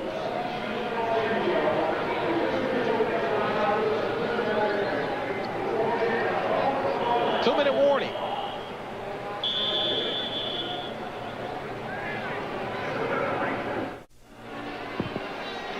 Well, if a picture is worth 1,000 words, no need to try to figure out what Wayne Fontes is thinking as his Lions are suffering the worst loss. My gosh, take a look. Since 1941. Boy. And Snake, today's poor performance coming off of last week's victory over Green Bay was just compounded today with injuries. Compounded by injuries, coming off of a big win. They see a light at the end of the tunnel, and then they stumble like this. It's a major setback, and I think Wayne Fontes has to go back to the drawing board and get his team fired up and try to salvage whatever he can out of the season. On 3rd and 6, this one is intercepted. Nico Noga. So Eric Wilhelm has his pass batted, and an alert. Nico Noga, the underwater welder, comes up with the interception. Batted pass. Michael Kofer gets the penetration, gets a hand up. Then, of course, there's Nico Noga, number 51, with the interception. As you say, for all your underwater welding needs, he is the guy to see. Tough football player right there. Had some good years with the Cardinals under Gene Stallings, and he's good, tough inside linebacker. Tony Page, the lone back.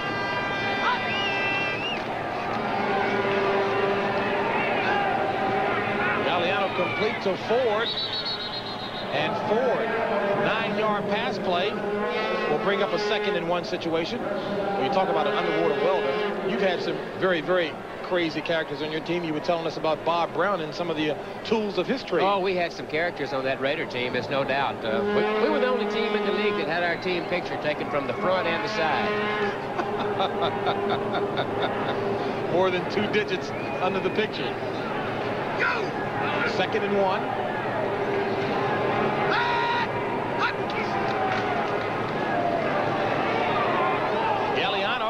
Complete to Jason Phillips for yet another first down. And don't forget, at the conclusion of this contest, the NFL postgame show with Brent and Irv from New York. They'll give you the complete wrap-up, bring you up to date on the division standings, let you know where your team stands in the hunt for playoffs, wild card berths, you name it.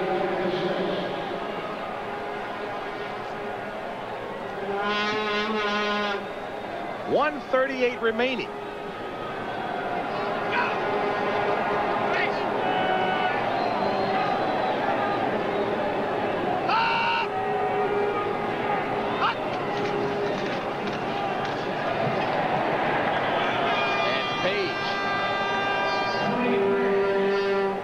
Maybe a few inches. Not much you can do here. You know, they just try to get anything that they can out of this. Try to work on execution. Try to work on things that they will normally work on every week. Run off, tackle both sides. Just try to get the timing down among a group of players that are all learning together. It's not an easy situation to come and take a group of players, as Wayne Fontes is having to do, take a group of players with a very young quarterback, a very young running back, and try to make things happen.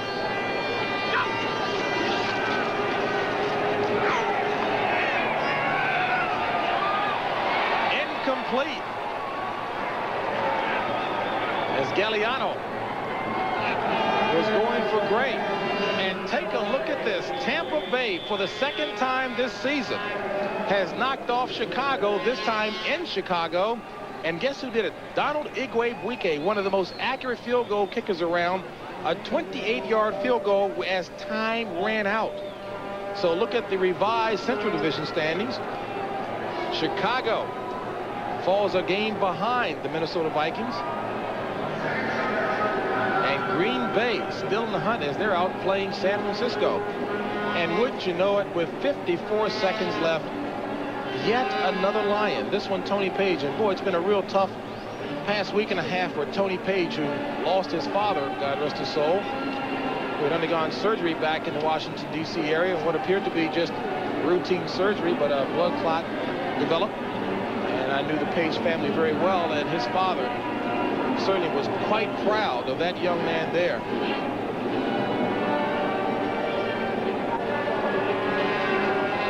And all that's from one game, Snake. Well, you like to get out of these games injury-free as you can, whether you win or lose. But especially when you're getting blown away like this, you're not getting very much accomplished. And you just like to get out with as many of your people in one piece as you possibly can. This has been the situation all year for Wayne Fontes. It's been the situation with Cincinnati also.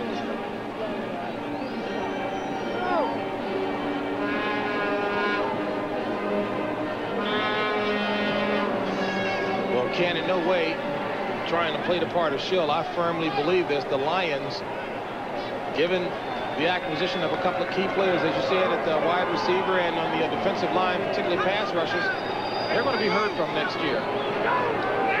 Sam White said as much himself before the game. 3rd and 11.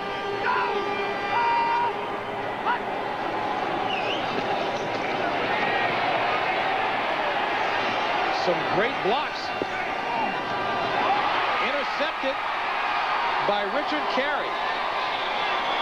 And a flag is thrown on a play with 42 seconds remaining in the contest.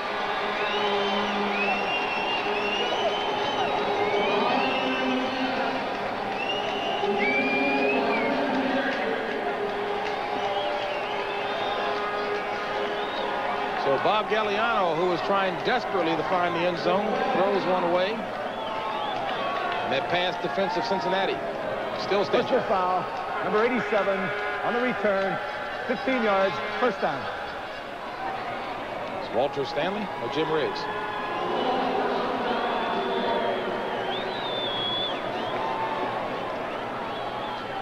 Wayne Fontes looking up at the clock, hoping that it would start ticking and fast.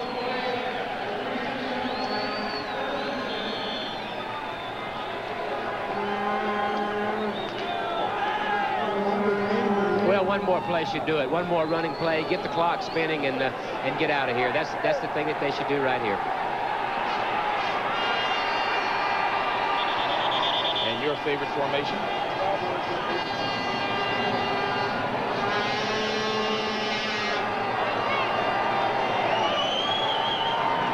So keep in mind, coming up at the conclusion of this game, the NFL Today postgame show.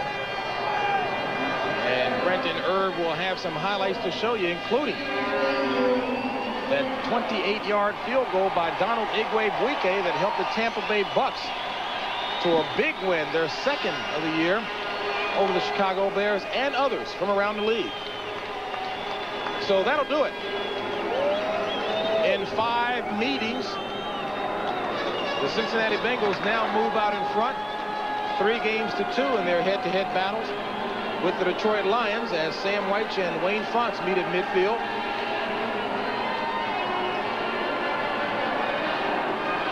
And Wayne Fontes hoping that he doesn't have many very serious injuries to contend with, as he just saw lion after lion drop here in the jungle. I think that Cincinnati is certainly still in the hunt by any means.